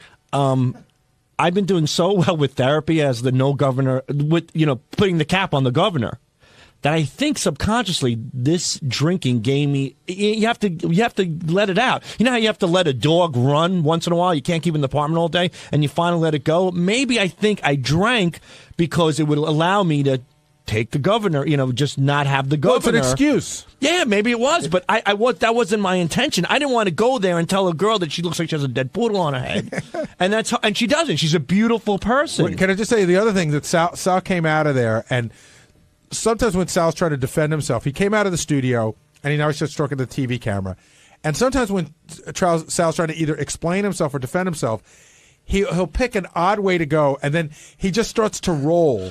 And he goes with it. Then it's more and more ridiculous, but he keeps rolling with it. So I'm sitting in my office and I hear him talking, and Sal's doing this whole rap about, listen, these 40th birthday parties, it's a lot of bullshit. True. People come, they don't even really like the person that's there. Everybody pretends to like them. But I like them. So, okay, but I said, I walked out, I said, Sal, I got to tell you, say that's true, right? And you may be right. Who asked you to come and expose that? Right. Nobody. Myself. The person in my head after I have all that Captain Morgan, the captain comes out and says, "Go to town, boy." But I'm saying, like, in other words, they invited you as a friend. Captain Morgan told me to tell these people. You may feel that way, but I know. We were talking about Sal. I don't even know if the story ever made it to the air, but Sal ended up he walks into a diner. And he hears a woman. Well, can I tell the story. Well, I went into a diner and I waited for my wife to come, and there was this nice old Jewish lady next to me, and I'm just specifically spelling it out. She's a nice old Jewish lady next to me, and she says to the lady behind the counter, she goes, "Phyllis, how was the party?" And she goes, "Oh, it was great. Marie got engaged." And the old Jewish lady goes, "She got engaged. When is she getting married?" And the waitress goes, "You know, Marie, she's never gonna get married." And the old lady goes, "I suppose." So now at this point, I'm listening. I'm like, oh, here's an opportunity for me to chime in because I heard. So I go, "You know what?" I go, "That's brilliant." She goes, "What's brilliant?" I go, "The fact that these people are never getting married." I go, "You hear about all these retards, they get married, it turns into murder-suicide, dysfunctional families, but seldomly do you hear engaged people breaking up. You never hear about an engagement breaking up. You hear it about marriage." I go, "These people are geniuses. The hell with the other idiots that are getting married." So the lady sighs, and she looks up at me, and she goes, "They're not getting married because they both have Down syndrome." And it was just at that moment where I was like, "Oh my God!" Did you explain her Captain Morgan wrote the bit? No, and I wasn't. But what it makes sense. What compels you to decide to chime in at that point? Listen, you guys really think that? It's not a big deal. You're at a diner, you're just fucking around. Right. That's what people do at diners. But he was like waiting for something. I tend not to get involved in strangers' conversations, maybe from time to time, but this is that if I were your shrink. What time of night was this?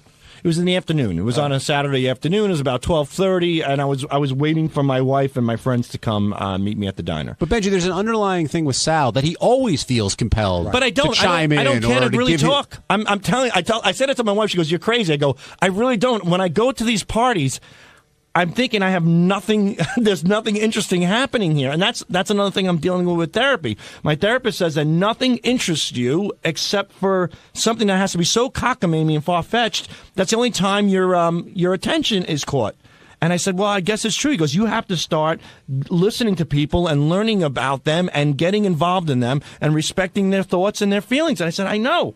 But I have to be honest with you. I go to these parties. I'm like, I got to deal with this asshole. I got to deal with that asshole. I got to pretend I like this guy. I got to, I think everybody's like that. You ever go to a dinner with another couple? You want to take that butter knife and stab that fucking guy with the bad breath in the neck as he's talking to you about his shitty job and all the money he's making. Like, fuck you and your job. Die right in front of you. Then why do you go? Well, you do it out of the fucking pain in the ass that you marry next to you, who will bury you when you get home and rip you apart, and then you have to deal with that for 2 goddamn months. It's not worth it. So what do? Guys go out, we put on a happy face, we pretend we like everybody. It's like we're on Xanax. Like it's the happy. We don't care. Guys don't care about that. You know what I want to do? I want to go home, watch some porn, jerk off, maybe go fishing with my kids, go to sleep, have a sandwich. It's simple things. Sal, a couple times today, and even once here, you've mentioned that. Your therapist says you've made some progress. You've moved forward. Okay, how? No, I'm not being sarcastic. Well, I kind of am, but I mean the question. How have you made progress? In what ways do you think you're better? You talk about, I got to listen to other people. I shouldn't do this. I shouldn't do that. Right. But you do it all the time. So how are you making progress in your or the therapist's eyes? Okay, I think I'm making progress because what happened in this situation, I got really drunk and I lost it. I had to unleash, so to speak. But before that period, I started listening to people. I started looking at them in the eye when they spoke to me, and I started listening and absorbing the stuff that they had to say. And I don't know if I could say it forced myself, but I really tried to take a real sincere interest in what people have to say. And that was working. And I was doing that with my wife. I would come home and listen to these stories about her girlfriends, and it's not easy. But I did notice, in her defense, that the more I listened, the more I did sincerely get involved. It helped our relationship. But how much of an effort does it take for you to do that? I mean, are you like, okay, I really have to concentrate? Like, is it a chore for you? How would you describe it? It's tough in the beginning, but as time goes on, you'll get better and better. Because I told my therapist when I was a kid, I wouldn't be in the middle of telling my father something, and my dad would just turn his head and go, "Hey, Ralph, so what's going on? What'd you do this weekend?" Like literally in the middle of me talking to my father, and he says that you have a little bit of that in you. It's like an ADD or thing, And he says that the way you remember that about your dad, your children are going to remember that about you, and that's what really affected me. I'm like, I don't want to be that person. Right. I really want to listen to my kids and make sure that they're being heard. The thing I'm also surprised about what you talked about. Like, my wife and I go out with lots of friends, and I can say that I genuinely like the people that we go out with. We both seem to like the same types of people, and people we don't like, we just don't go out with. Off. So yeah.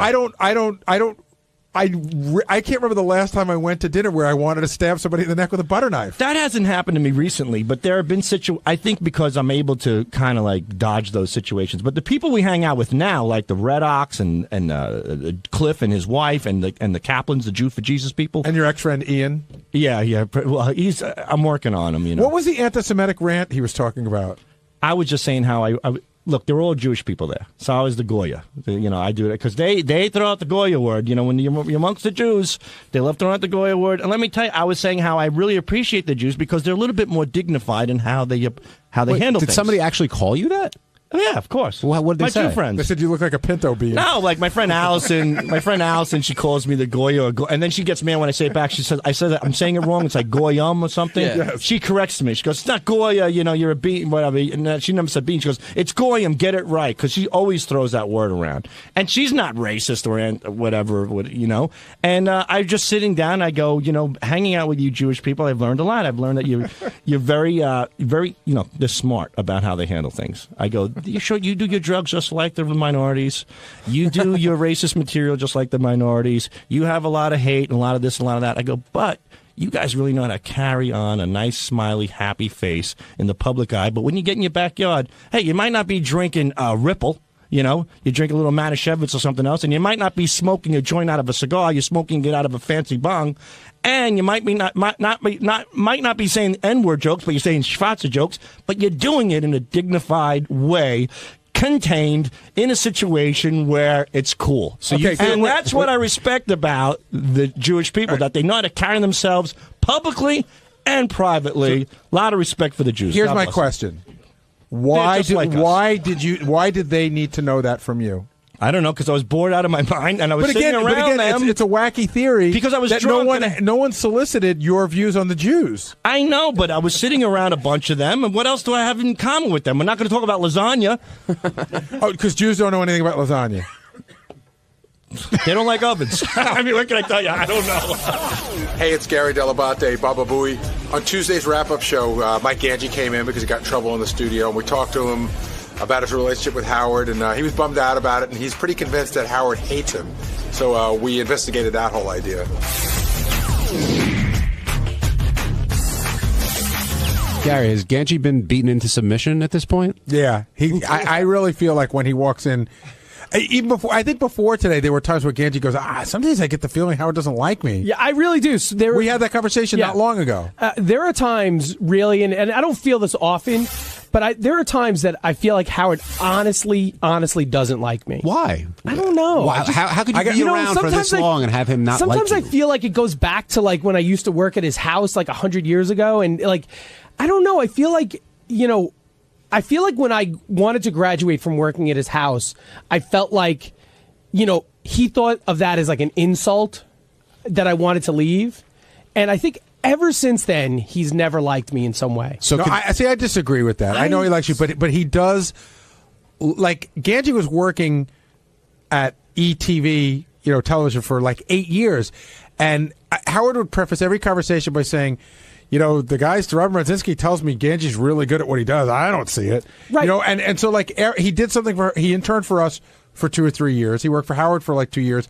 And then he's done this other job for 10 or 15 that he's done really well at, and Howard's not buying into it. Well, do you think that Howard always sees you as the kid who was working at his house or an intern versus what you've become, whatever that is? That could be part of it. That could be a big part of it. But I feel like somewhere along the line, I must have ran over his cat or something. I feel like I did something that I don't know what it is, but he knows what it is. You sent his dying friend a porn tape. That's not. No, he's still. It's really funny. He brings it up, but you know what? I got to tell you, when he told me about that day, when I got called, he called me to his office. And again, this is my recollection of it from my side. He called me to his office, in a serious tone. He told me about it, that I'd screwed up, and I understood. But it wasn't like he yelled at me and like made it like had because he doesn't yell at anybody off the air. But it wasn't like he told me, hey, listen, you made a mistake. But it wasn't like it didn't feel like a big, huge thing. Like I don't feel like that was the thing that would make him hate me. Yeah, but think of how many times it's come up on the air versus that one little meeting. I know, because it's a funny story, and I think and I'm going to tell you something. I was talking to somebody who had dinner at his house within the last couple of months, and he came in. He goes, "Did you ever hear the story about Ganji?" I go, "Do you not listen to the show?" He goes, "It's the first time I ever heard it." So it came up at dinner. It's a funny story, and it's a huge f up. So yeah, so I think that's why he likes it. But I don't think that would make him hate me.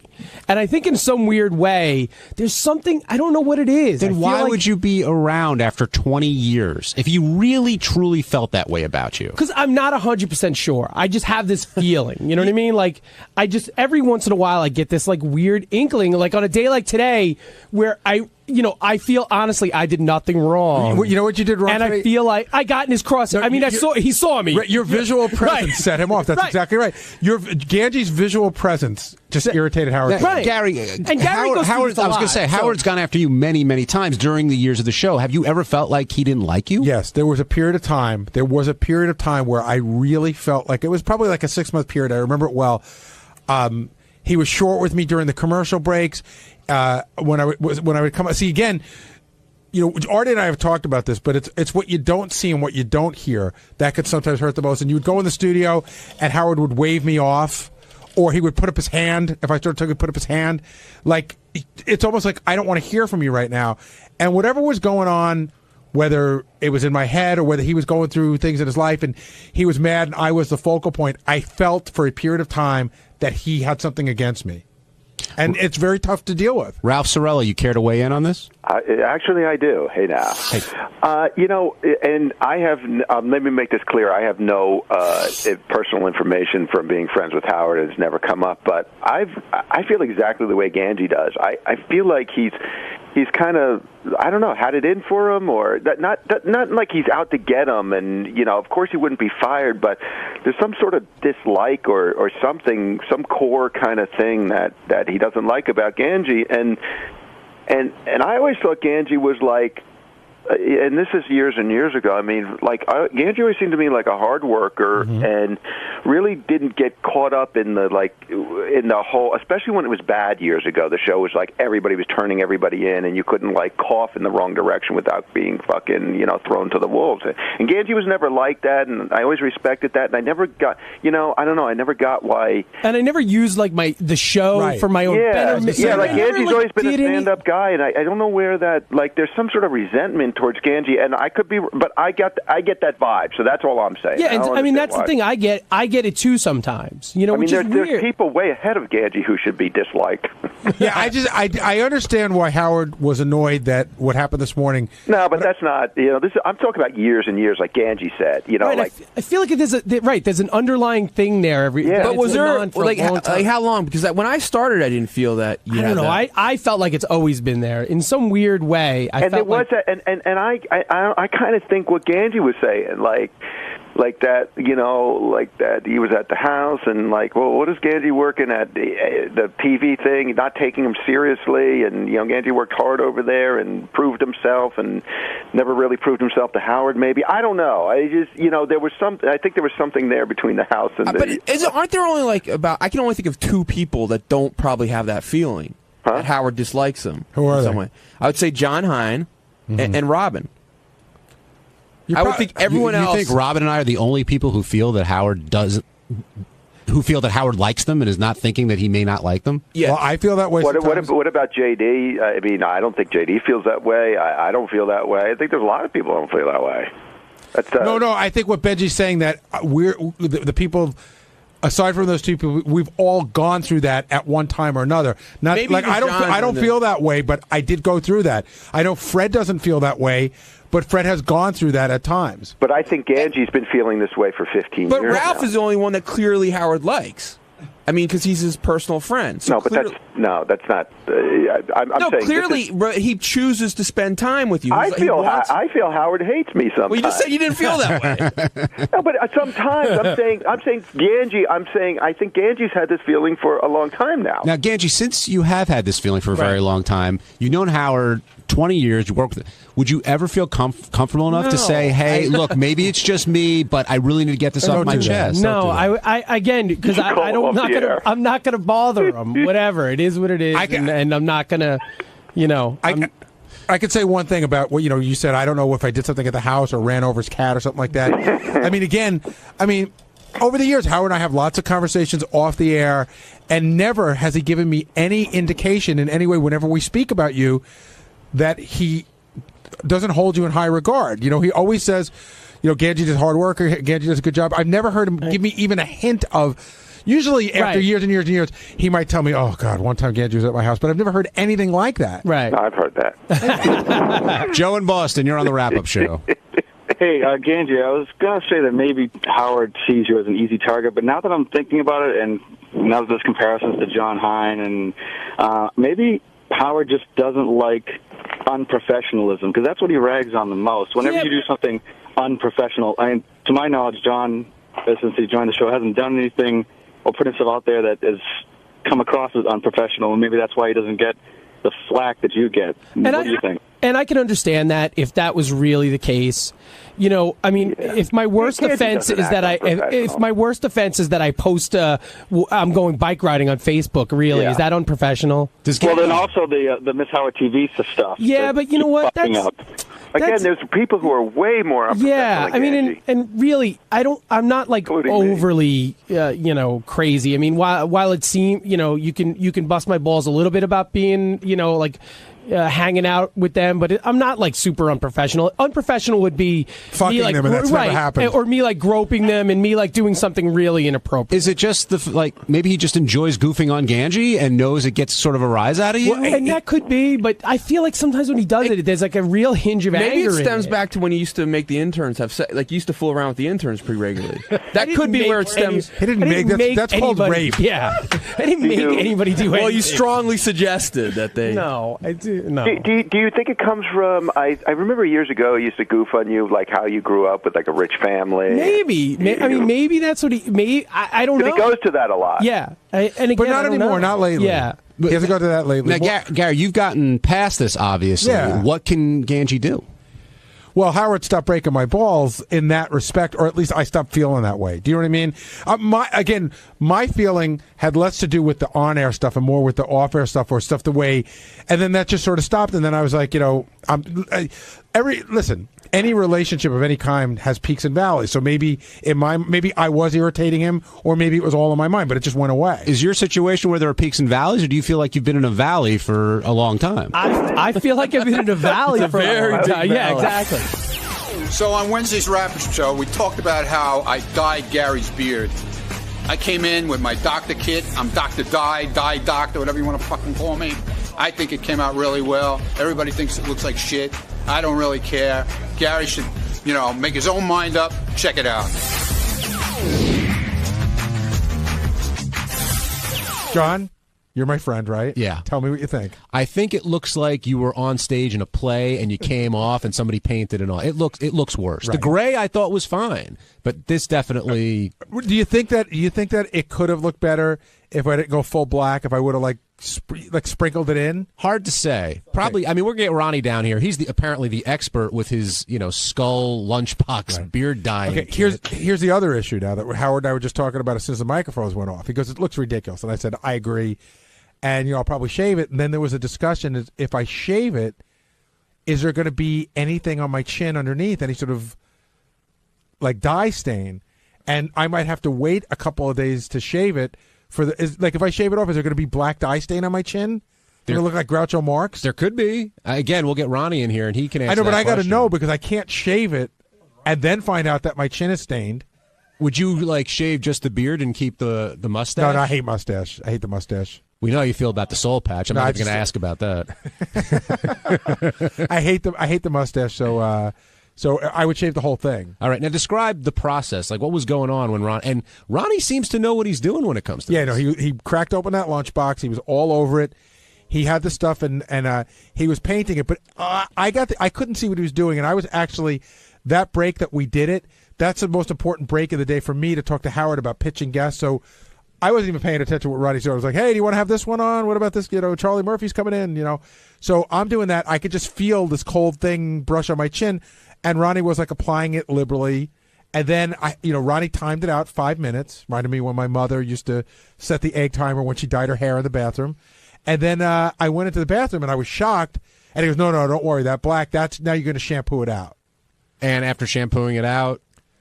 Well, the first thing when I looked at it was that there, and again, this is no cut against Ronnie, that there were spots that were missed. Mm-hmm. There's a big gray spot underneath that doesn't look natural.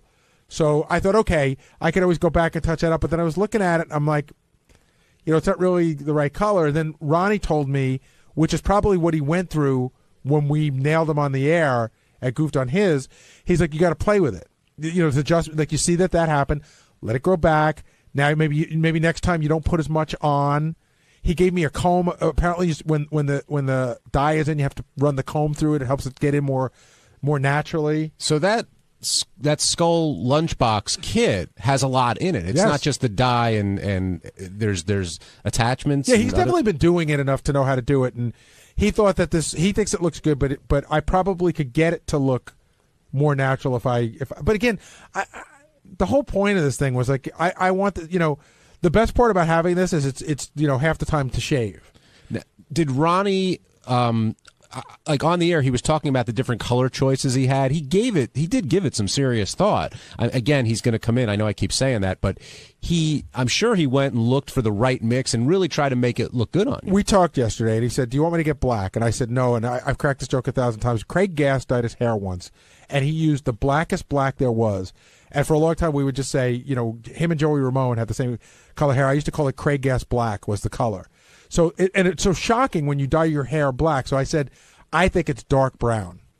And then he went and looked, and he said that dark brown is too brown, and that there's jet black, and I forget what this one's called. Black, or regular black. Regular black, real black, black as night. I don't know. Obama black. Benji, what do you think of the dye job? Well, what are we doing to you tomorrow? I don't know. Oh, okay.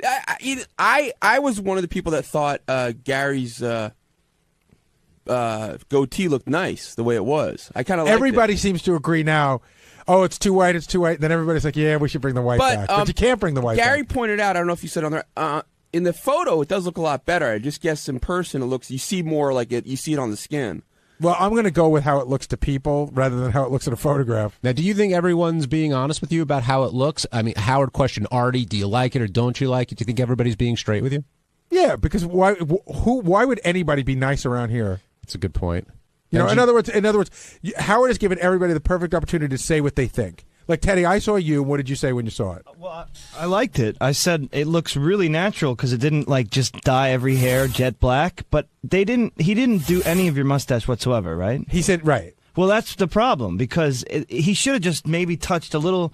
It looks like, honestly, from far away, it's just really dark on the bottom. Yeah. It would look great if he just finished it. And Howard made me feel really self-conscious when he mentioned Jack Gordon's name, LaToya's ex-husband, because, I mean, God rest his soul, when that guy used to come in, the first thing when he walked out of the room, we talk about, he had like a jet black goatee and then all sorts of weird colors in his hair. And it was so obvious that he was dyeing it horribly, and no one ever said a word to him about it.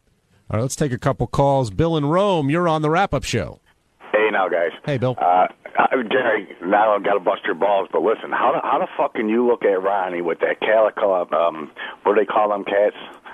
Calico. Yeah, one of them on his fucking face and ask for advice. But, you know, I didn't ask for advice. This was decided by the show that Roddy would do this today, and I said I was up for it. You know what you got to do? Look at him and then look at Mike Walker, because Mike Walker's got the same thing going on. Right. And look how they look. And you don't want to look like that. Right. Mike Walker's got a different color beard than hair. I've noticed that in his picture. They got 15 different color hairs in their goatee. Right. Maybe, you know, I could make this lighter, but now I got to wait 2 weeks for it to grow in, trim it, get it back to all white. It'll probably take a month to get it back to all white. It's probably coming off. We have the expert now joining us, Ronnie Munn. Expert, yeah, real expert. Ronnie, how do you think your job turned out over there? I like it. It like the bottom part is darker than the mustache, okay? Because the mustache is not as thick as the beard yet. He should have waited until his beard was fully grown in before he did it. If he shaves it now, is there going to be dye on his chin? No. Well, you got your answer there. I don't think so. I mean, I don't know. I've never done it, so I couldn't tell you. Can you describe? But then again, I got some on my finger, and it's still there. Oh boy! You know. Now, So can you describe? See, that's one way to make him keep it and grow it in, and he'll see it's much better. I might wait till the weekend to shave if I decide. No, but you know what, Gary, give it some time. Seriously, let it grow in more, and then you know you got to get the feel of how to do it the way you want to do it, how you want it to look. If you want it to look more natural, you don't put as much on in spots. Like when it grows in, you could see like your mustache pretty much is all black, but then the bottom part of your beard is all gray. So you don't really do much on your mustache. You just you do a little bit, and you leave parts of it so gray, and you get used to it. Ronnie, how much trial and error did it take? They could say mine looks like shit, but I really don't give a fuck because I like it. Well, how much trial and error did it take for you to get it right? Because you sound like an expert on it. I fucked it up quite a few times. How so? Like Bob Levy came in here one time and said, "Dude, what the fuck did you do? Did you just paint your face?" I know he was breaking my balls, but he was right. You got the wrong color? No, I got the right color, and what I did was I really put it on real thick, and I left it on like an extra 3 minutes. And the more you leave it on, the darker it gets. You're supposed to leave it on 5 minutes and then wash it out. All right. Now, can you describe that kit for the audience? You had my little skull kit? Yeah, you had a black lunchbox with a skull on it. Yeah. And we'll talk about the skull thing in a second, but what was inside? Like, what did you have? What's in the hair dyeing kit? Well, it's the dye, and then it's a neutralizer, two different tubes. You got a tube of dye, a tube of neutralizer. Okay. Then you got a little cup that you put the shit in to mix it. Then you got a brush with a little thing on the back that you mix it with. And then you got the brush part. It's a two-sided thing. It's pretty involved. Yeah, it takes like 5 minutes. It's once you get the hang of it, it's 1, 2, 3. You jump in the shower when you're going to do your shower or whatever. Boom, you're done. It's nothing. On Thursday's wrap-up show, a lot of the conversation was about Scott Salem, his lack of urgency, and what he did wrong today during the Mike Walker segment. And I think almost everyone from the show stopped by to let Scott know that he was wrong, and Scott defended himself. And when Scott defends himself, he gets a little testy. Here it is. You think Scott deserved to get yelled at, no matter what? Yeah, I mean, look, this is the Howard Stern show. We were going into the Mike Walker segment. Scott, A, didn't have Mike Walker ready to go. B, didn't have an excuse why he was ready to go. And C, took him 5 minutes to get it ready. So I could see why Howard was annoyed and why he yelled at Scott. I get it. Well, thankfully, Scott Salem is here to defend himself. Scott? Just go fuck yourself. I mean, come on. First of all, I did have an excuse why it wasn't ready, because I was working on, we had a problem with the news all morning, and yesterday I was still working on it for Robin. We couldn't get any of the Can I stop you there? I'm just going to play devil's advocate. Is there no one else that can do this when you're No, I could have down? done it, but every week I always remember. I have to call engineering. Scott, right. I'm not the one that has to connect Mike Walker. And all I have to do is make a phone call and tell them connect Mike Walker. I forgot to make the phone call. Will usually will remind me if I don't do it, he'll remind me anyway, or if I do it, he'll remind me. Do you understand why Howard was mad? And do you I mean, that's all I'm saying. I don't need you saying I deserve to be yelled at. I know why he yelled at me. I was sticking up for Howard. The guy said he was cranky. I said, well, he deserved to be cranky at you. Yeah, I was something was supposed to be done that wasn't done. Okay. Of course he's going to be mad. I didn't say he shouldn't be mad, but I wasn't laughing at the fact that he was mad. No, I didn't think you were either. I wasn't, happy about it. I get pissed at myself for not getting these things done. It should have been done. I was, involved with something else. Will, we work together, me and Will. If he forgets, I remind him. If I forget, he reminds me. You could put. Here's a suggestion. You could put a standing alarm in Lotus Notes for 9 a.m. every Thursday, and it'll just pop up. Right, Scott. I want to know how you felt when Howard said this. Hit 2, Ted. Scott's so fucking busy. he can't be bothered. Right. Holy cow! How long we been doing this? A long time. Yeah, I mean. Come on, huh? It's funny, right? Is that why you're laughing? It's not funny. It's funny. It's not funny. You don't care. You don't care if you ruin my show. Why do you say I don't care? Because you don't care. That's why I say it. You don't care about being professional. It's furthest from. I do care. That's why I'm upset, too. I wasn't laughing. I care very much about what I do and how I do it.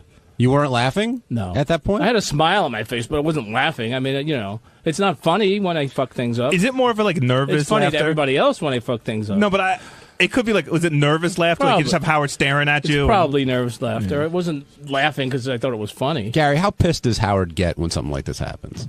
Well, what happens is once he decides that he's pissed and he verbalizes it, it really does seem to build.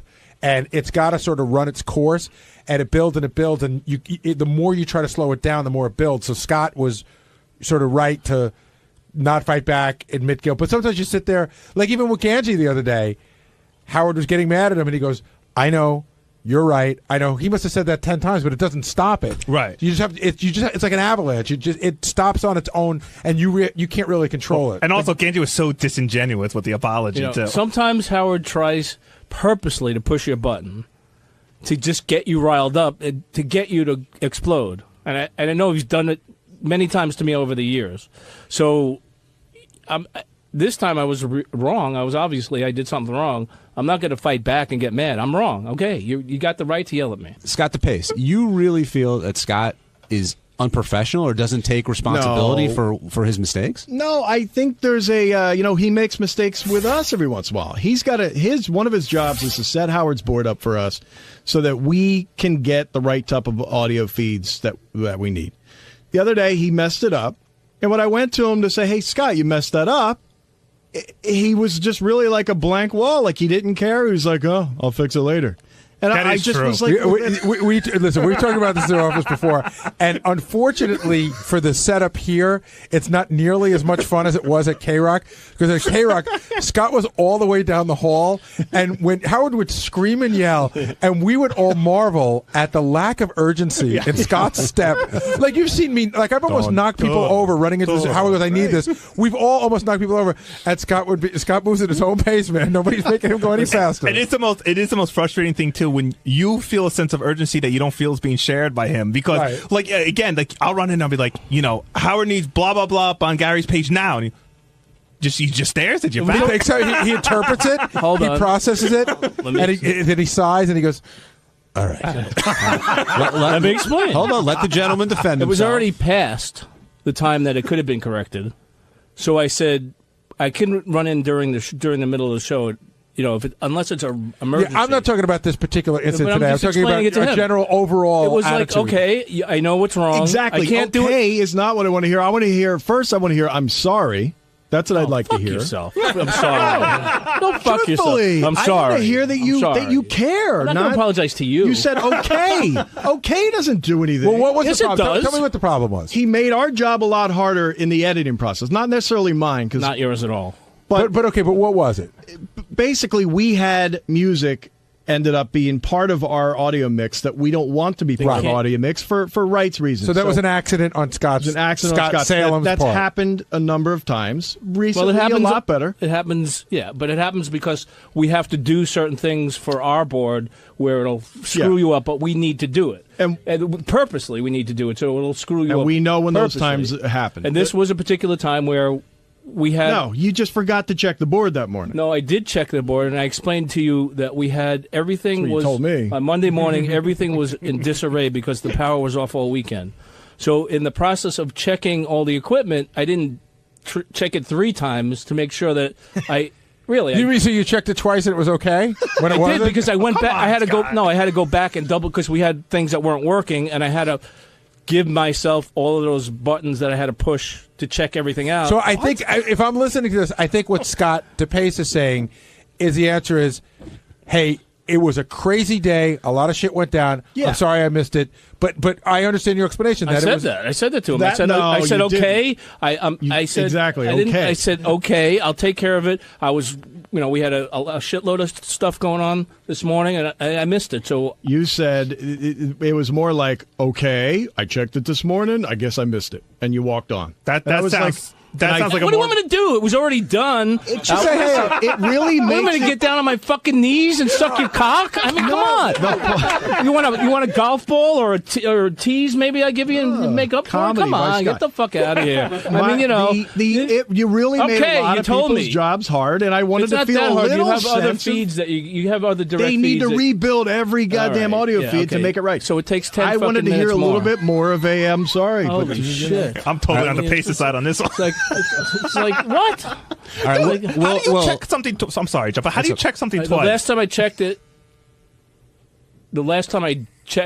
I had to do something after I checked. Forget it. Wait, guys, hold on. Give Scott a chance to explain himself. Give Ronnie a chance. We found something that wasn't working, so I had to go back and press the buttons, and then the show started, and I forgot to reset it up the way it should have been. Understood. That's what happened. I checked it again. It was all working right. Everything was fine. Something went wrong. Something wasn't working. Now I had to go back, push those buttons that shouldn't have been pushed to do some other work, and then the show started, and then it's getting my mind to go reset everything. But at the end of the day, what Scott DePace is saying, at the end of the day, I don't show concern. Of course I show concern. It was your mistake, but we understand that it was a busy day and that there were a lot of things going on, but it was your mistake. I didn't say it wasn't my mistake. But I guess he's saying like you would have gone, hey, sorry, I fucked that up, but I'll fix it, instead of... I said, okay, I'll fix it. I mean, what else can I fucking do? Sorry. He wants the apology. What do you want me to say? Okay, I'll leave it the way it is? No, all right, fuck you. I didn't say Scott, fuck you. he wants the apology. He's not getting a fucking more apology. It's more than the apology, though. He wants to know that You you're... fucked up my audio this morning with humming cameras. Did I hear an apology? Holy shit.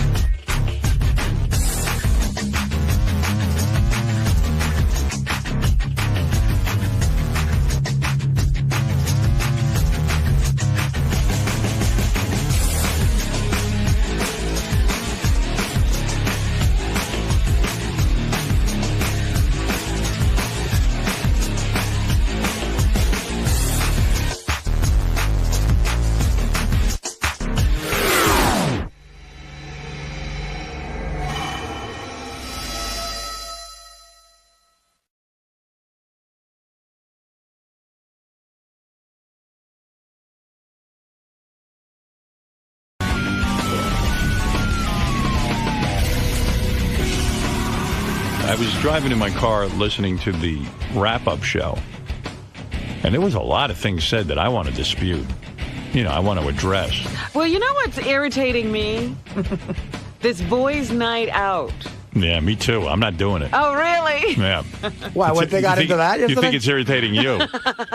Why, what happened? What happened? What happened for you? And I'll tell you what happened for me. Well, it just seems weird that everybody's like, well, I want to go, and I want to go, and I'm like, what are we talking about here? I don't know. Dinner. It's a you know what happened? Gary said to me, like two things sort of happened at the same time. Gary said, hey, Beth's away. You want to go to dinner? It was very nice. Yeah. Very sincere. Said it to me off the air. I said, yeah, you know what? I said, that'll be fun. Maybe. I said, I gave him a day maybe, but I said, I'm not even sure. I don't know. Simultaneously, Artie called me at home and left me a message, really sweet message saying, hey, I know you got some free time now with Beth away. Let's either go out to dinner or get a couple of guys to go to dinner. Dinner's on me, that kind of thing. Said dinner's on me 5 times. I don't know. It was very. It's on me. It's on me. It's on me. So, well, I know you are obsessed with making sure that you always pay, and I wanted to make sure Whatever. So I thought about it. I said, hey, I haven't seen Artie in a long time socially. It'll be kind of fun. And Gary, I always enjoy getting. I said, well, I'll mention to both these guys that we all had the same idea. Let's pick a night and go to dinner real early. I was thinking honestly, me, you, Fred, and Gary. I thought it'd be a nice little nice little dinner. Yeah.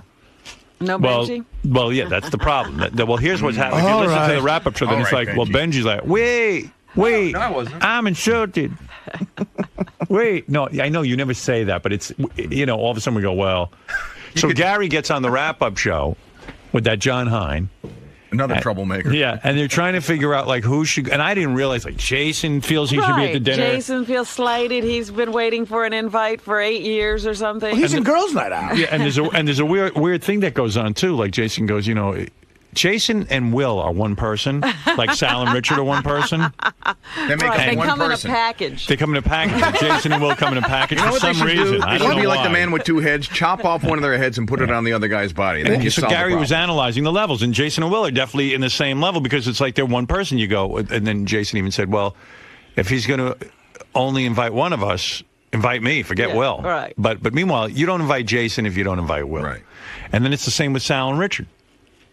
Sal and Richard are one person. Yeah. They've made themselves into one person. You don't think of them as anything else because, like I was even saying to Beth, maybe we should have some people out to the house. We'll have, people from the show. Maybe and then I go, oh, but there's a problem. I go, I don't want Sal in the house because he's so fucking weird. I love Sal, but he's weird. And then Beth said to me, well, what's the problem? I go, well, then I can't have Richard. Right. Because, well, Richard what do you mean? loses out. I go, because Sal and Richard are the same. Right. Can I tell you how weird it could get? Right. But see, Jason and Will does not want to be one person. Right. Jason doesn't mind as much. Right. Sal and Richard, both of them want to be one person. They really do. Right. So John Hine had some people come In out. fact, Will and Jason don't even like each other. Well, Will doesn't- Jason likes Will more than Will likes Jason. Right, yeah, Will doesn't like Jason. Yeah, He likes him, it was but a big shock when I found out Will doesn't like Jason. I didn't know either. Will likes Shocking Jason, Jason. but they became roommates sort of by convenience, not because they have a lot in common. Right. And then everybody thinks they're these great friends. Yeah, and that's Will's what like, I thought. Will's like, we're not great friends. I like them, but we're not like great friends. But let me tell you something. So John Hine had some people out to his house a couple of weekends ago. It was like me and a couple other people. So he drives Sal home every day, and he says, "Hey Sal, would you want to come by?" And Sal says to him, "Did you invite Richard?" And he goes, "No." And he goes, "Do you think you could invite Richard?" And John's like, that was just uncomfortable, not because he doesn't like Richard, but now Sal's dictating who, the guest list. Sal said, even on the wrap-up show, I can't go somewhere without Richard without telling him because I would feel too guilty. Yeah, I mean, these two assholes have become like husband and wife. They pee together. Yeah, I mean, it's ridiculous. Every time they walk to the coffee room together, you never see them apart. Yeah, I mean, it's sort of weird. So that's how this whole... And I was listening to this, and I said, forget going to dinner, because... It became a big thing. Hey, you know what's so crazy, too? I'll give you the A, B, and C. First of all, going to dinner with me is so not fun. I mean, Gary and Artie can tell you this. I mean... I go I've and always enjoyed it. Yeah, but I mean, it's not what you think it's going to be. But it's just I actually it's not even great. I enjoy going to dinner with you, Yeah. because we get to talk about non-show stuff, and which we don't do here, and we have a good time. But it is enjoyable. But it's nothing. It's not the panacea that everybody thinks it is. Yeah. Now I got to look up Panacea. And then like I get an email from Wayne Siegel because he obviously listens every day. He knows everything that So goes now on the he show. wants to be in the dinner? No, but he goes, hey, and he acts like he doesn't listen to the radio. He goes, hey, I know Beth's away. If there's going to be any kind of dinner or you want to get it together for a boys' night and have dinner, he goes, I'm around. And then I'm like, well, how deep this is turning into a bar mitzvah? Right. I was like imagining the table now. Yeah. Now you need a separate room in the restaurant. And that's what because it's happens. a party. And really, there's nothing great about going to dinner with me. I'm such a fucking miserable bore. Listen, Howard, something casual. I hired Fleetwood Mac. Right, yeah. Let's bring in the dancing girls. Now, what's the B and the C? If the A is you're not fun, because I do think you. The B is wow. If I go to dinner with two guys, everyone gets so hurt and insulted. If Artie's Did you hear the rap? Scott the engineer? I've never been invited to dinner with Howard. I've invited this guy to 50 different parties, But not with just not just me at dinner. Well, the other never happened. And how does it get to where it's your pressure? You didn't do Now any you inviting. have to do No, it. I know. It should be made of me or Well, that's Gary. what I was going to say. Now all these people are saying they want in. Artie's saying he's paying for the dinner. How are all these people inviting themselves? I'm honored that people want to go to dinner with me. I really am. But I have to tell you, no one ever was looking to go to dinner with me. You know what I mean? You weren't big man on campus. No. Nobody. You're like the shun homecoming me. queen now. That's the problem. I'm not comfortable being the homecoming queen. I see that. Yeah, I'm not. That's the one thing. Everybody doesn't hear you when you say that. I'm not the Everybody's homecoming thinking queen. selfishly. Well, I remember, Scott doesn't go to dinner with anyone. Why do you want to go to dinner with me? What is this? I didn't say that. They brought it up, and they said it's got invited, and I just said no. I mean, I said the truth. I didn't say I wanted to go to dinner. I never brought it up. And it was never like that. Gary and Artie. You did say that you've never been. You brought up that you've never been invited. Well, you guys were talking about it, and I just said, yeah, I've never been invited, but I didn't lobby to get invited to this party. And believe me, he's given up, like Gary said. I given up. You're gonna have a nice night with your wife at home. What do you need me for? Lobbying. First of all, it's not a party. I didn't throw a party. Well, dinner, whatever. But I didn't bring it up. I didn't complain about it. If it happens, it happens. If not, fuck it. I mean, who gives a shit I'll tell at this you how point? bad it is. When I had that party and Howard decided to get on the boat, so many people tried to dive on the boat. The boat almost you know what it looked like? I It got looked so like upset. Cubans escaping. Really? I went It to looked like a Robin's house. flotilla. Robin had this beautiful party, and I'm sitting there. I go, everyone's going on this boat. I gotta She's got go. a beautiful I'm gonna boat, go, too. I'm going to go on the boat. So I slip on the boat, get right in there. I'm with Robin. Next thing I know, I start to feel water in the boat because the boat was tipping down into the People were ocean. diving off the water. deck People- as it was leaving. I mean, and it's embarrassing. You're a number rock one. And number star. two, and then when I'm on there, I feel pressure. Like, well, I should be doing something Right, with yeah, everybody. right. I just And want you to got to sit. make it a big event. entertain the boat. Yeah, it's crazy. But this has turned into just. Artie and I were both had the same thought. Like, okay, how is that doing? Let's go out to dinner. and I Now thought it's it would like be- the Last Supper. I know. So I shouldn't have said anything on the air. That was my mistake. I just thought it was. I don't know. It It said it applied. after the fact. Yeah. Because that's what happened. Can we bring up one other thing? Because I didn't make it. I should play those clips. But yeah. it didn't make it to the wrap-up show clips. Like Will and Jason were talking about how they did go to dinner with you once early on. Right when they first started working here, I told you, hey, these two guys do great work. I want you to meet them. Right. And now they're both lamenting the fact that they were really young. They had just started working here. They were completely starstruck by you. And it almost didn't feel like a dinner. And they'd like to get another shot, but they don't know if it's ever going to happen. Well, first of all, I don't that's even. why what started Jason's lobbying. He's lobbying before time runs out. I don't even remember that dinner. Cinderella. We went to Josephina's. Oh, did we? It was the four of us and Casey. Wow.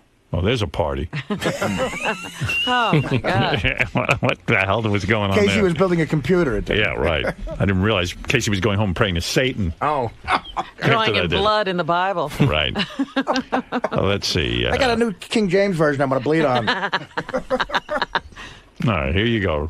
Let me see if I should. I don't know. We've kind of actually explained everything that went on. I didn't hear this, though. I'm dying to hear what the... You want to hear do this? the levels. You always want to hear the passion. Right. All right, here you go. I got an instant message from Jason that was like sort of ha ha ha. You know what I mean? boy. But he's like, Will and Jason, I would really like to go. And then I said, but if he says no to Will, then just have me come.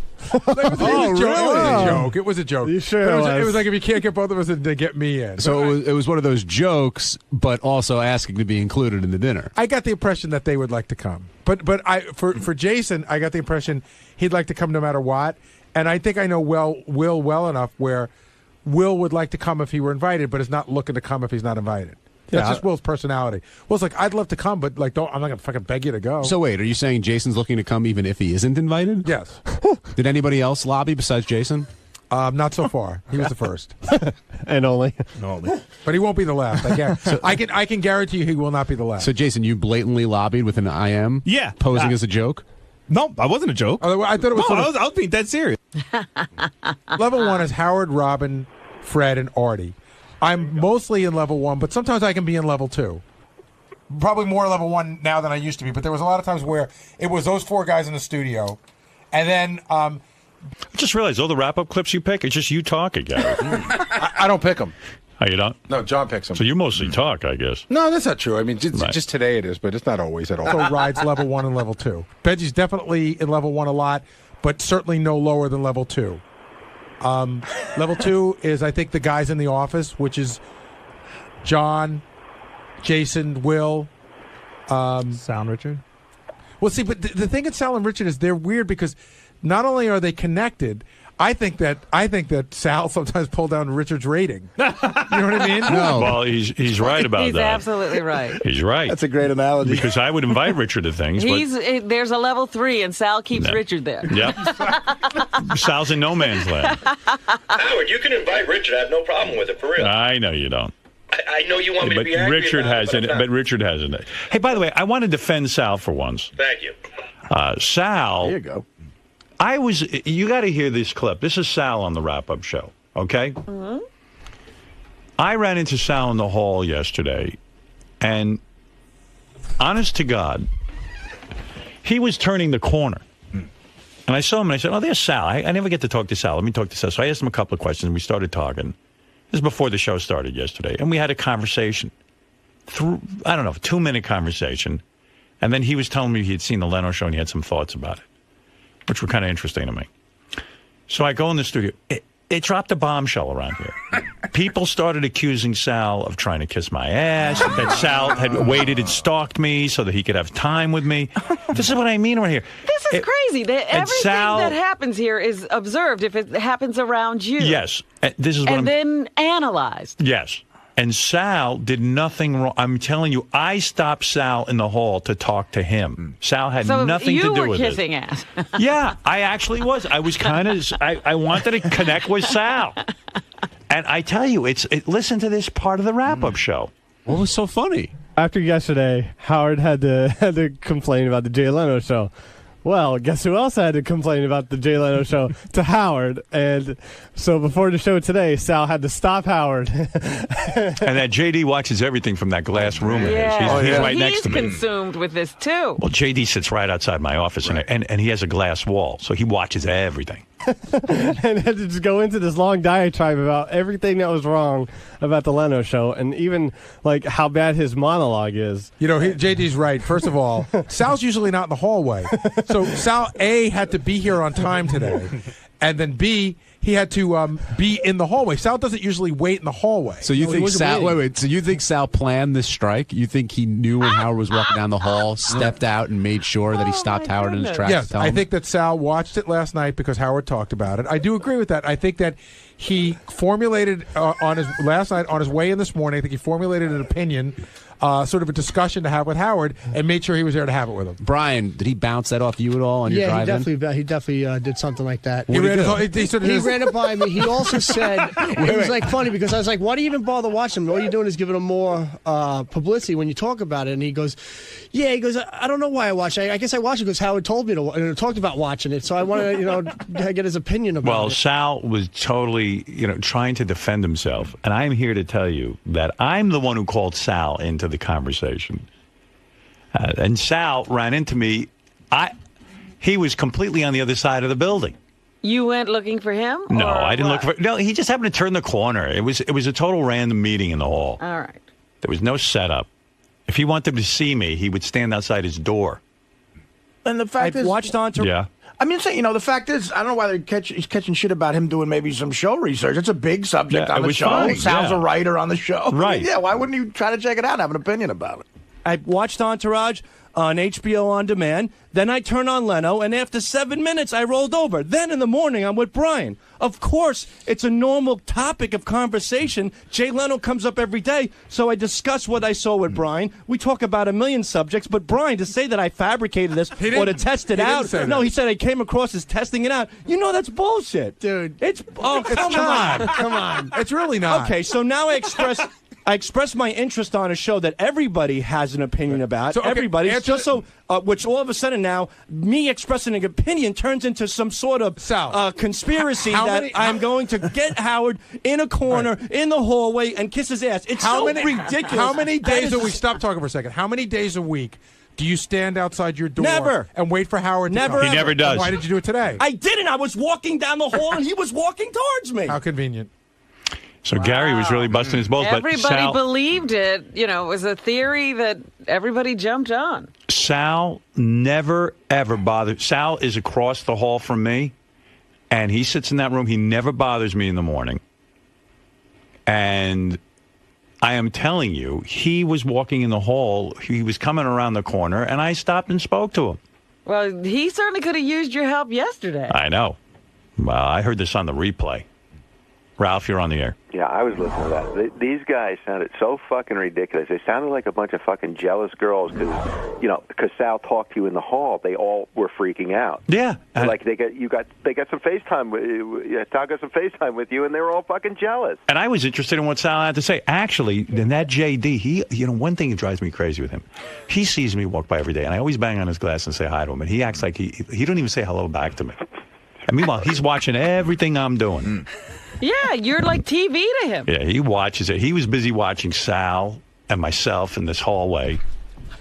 That should be me in the hallway. You know what they say, JD? Yeah, who knew you were sitting there beating off going, I should be with Howard. I don't know. That wasn't it at all. It was how passionate Sal was sounding. He was having a conversation. Okay, I get that now. All right, God. calm down, guys. I apologize to Sal, and I don't know how to react whenever you just knock on my window. I wave to you. You wave back, you mutant. Well, I don't want to bother you. Bother me. I'm bothering you. Yeah, you can't, waving back would not be bothering him. Well, sometimes I'm actually doing JD something is so too. used to people shunning him. He's like Frankenstein. That's why he accidentally kills a girl down by the river. Of all the people to be in a glass office to be observed. Oh yeah. I love those tours. I understand JD is kind of awkward and stuff, but you would figure after like 8 years of talking, he would learn how to talk and stuff. He still can't Did you talk. hear the tape of him yesterday on the that wrap-up was show? great. I loved it. JD could not get out a sentence on the wrap-up show yesterday. Wait, I don't know. Listen to this. Listen, here's JD on the wrap-up show yesterday. You got to hear this. He's retarded. I don't know if he Fuck you. necessarily actually wants me there. He asked you point blank. That's on the air. We'll see what happens off the air. Something happens. He doesn't talk to anybody off the air. Well, whatever. Well, okay. We'll see. I mean, it's still they don't even know when they're doing it. What's going to happen off the air? I'm not saying. I'm just. I don't know. I'm just saying. It's. He asked you on the air. If you're not there, he's going to go, "Where's JD?" And I'm going to go, "I don't know. He didn't take it seriously." Well, first of all, I have to be told. Listen, no plans have been made. So until that is done,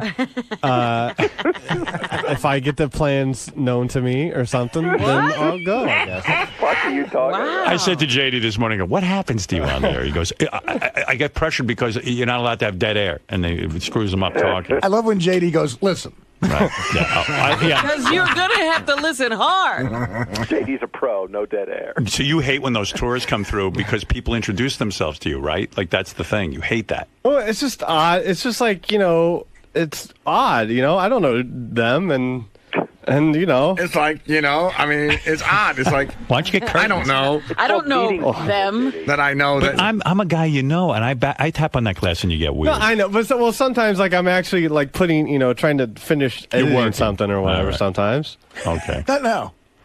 But the speech thing, I figured, Ralph makes a good point. You think after like 8 years being around us and you're pretty well accepted, I can understand maybe most of your life you were shunned. But gee whiz, that's a guy. I mean, you got damaged all over you when you talk like that. There's no chance if you play JD on the air 8 years ago and today. It's just I know. Here's JD talking about fancy restaurants because I guess he was commenting on fancy restaurants because we were talking about going out to dinner. Right. The problem I have with whenever I've eaten at nice restaurants is the portions. The portions seem very. I mean, they seem small, but after you eat it, you seem okay. But man, you look at like a little like strumpet or something, and it's like, and the fancy plates. Whatever. That's just me. So you're a quantity guy, not a quality guy? Is that what you're saying? No. I mean, I don't know. I mean, I seem like I should be, or not should be, but like when you're looking at the fancy food and it's less quantity, then I become quantity. But after I eat it, I become quality. I don't know what the fuck I'm saying anymore. He never finished a sentence. No, he really is that kid from that movie. Yeah, sometimes like at the end of my stand-up set, I'll bring JD on stage and I introduce him, and the crowd loves him. They love him, and then he goes to say something, and he goes, "What? I don't know." I can never. He introduces me sometimes, and every time, like, I just don't know what to say, and I haven't even came up with anything to say. And I but I do it now. It's been 2 years. So maybe you think of a little line. Well, I don't know. When the tour fancy plates. When the tour comes, what do you mean the plates intimidate you? What is that fancy plate? No, I mean they're just like squares or something. I don't. Square plates intimidate you? That throws you. No, but it's There's the a way. parallelogram on a plate. I don't know. I start thinking about What do you mean? science. I want to understand. What are you saying about plates in a restaurant? Just they're different. They're like a design. They're an actual like people put thought into what the plate looks like. Yeah, And what's wrong that with looks like a pharaoh. And you don't like it? I didn't say I don't like it. It's just different. You just said, the portions are small. I don't even know what I said yesterday. Yeah, well, The silverware. What did you mean with the portions were small, but then it's filling? Like, Well, like It looks small. Well, yeah, when you first look at say something that's a smaller portion. It looks small, and it's like, how is this going to fill me? But then, after you eat it, you seem okay. I have portion anxiety. Do you think there are trick plates? Like the plates are so big that they make the portions look small? No, that could be true. It's like the mirror on your car. That could be it. I haven't thought about that. I don't know. The wrap-up show yesterday was really good. There was a lot going on, and then, but Sal made the best point I've ever heard him make, actually, about you, Robin. What did I do? Well, crazy. He was talking about. When you and I were sort of going at each other, and I was talking about how you want to be married, and you made this statement, and Sal actually really hit into something. What did I say? Sal, what'd you think of that whole exchange? Typical Robin. What do you mean? way? She's an alien. I don't mean that in a the way you might be thinking. She's just not from this planet. I don't get her. I mean, she every day some wacky shit just comes out of her. The fact that you, as a human being, cannot. I mean, she can't find love. She can't attach herself to somebody. She always pushes men away. She wants to be with somebody, but not somebody she'll miss. What the fuck? I mean, that was key. You said, I want to be in love with somebody, but not with somebody I'm going to miss. I never said that. See, You did. people are Get the I said, tape. I'm not looking to be with somebody so I'll miss them if they leave. That's what I said. No. I said I wanted to be with somebody because I care about them. Robin, you know what love but is? I would always want somebody to pursue their dreams What is without love? fear That's not the of same thing. making me upset. That's not what I'm talking about. What is love to you? And don't start yelling. Tell me in a calm because voice. you won't listen to me. You're What- talking and not letting me tell you Okay. what I said. What is love? What is love? I want to know what love is. What is it? What's love got to do What with is it? your definition of love? I want to know. I don't have a definition of love.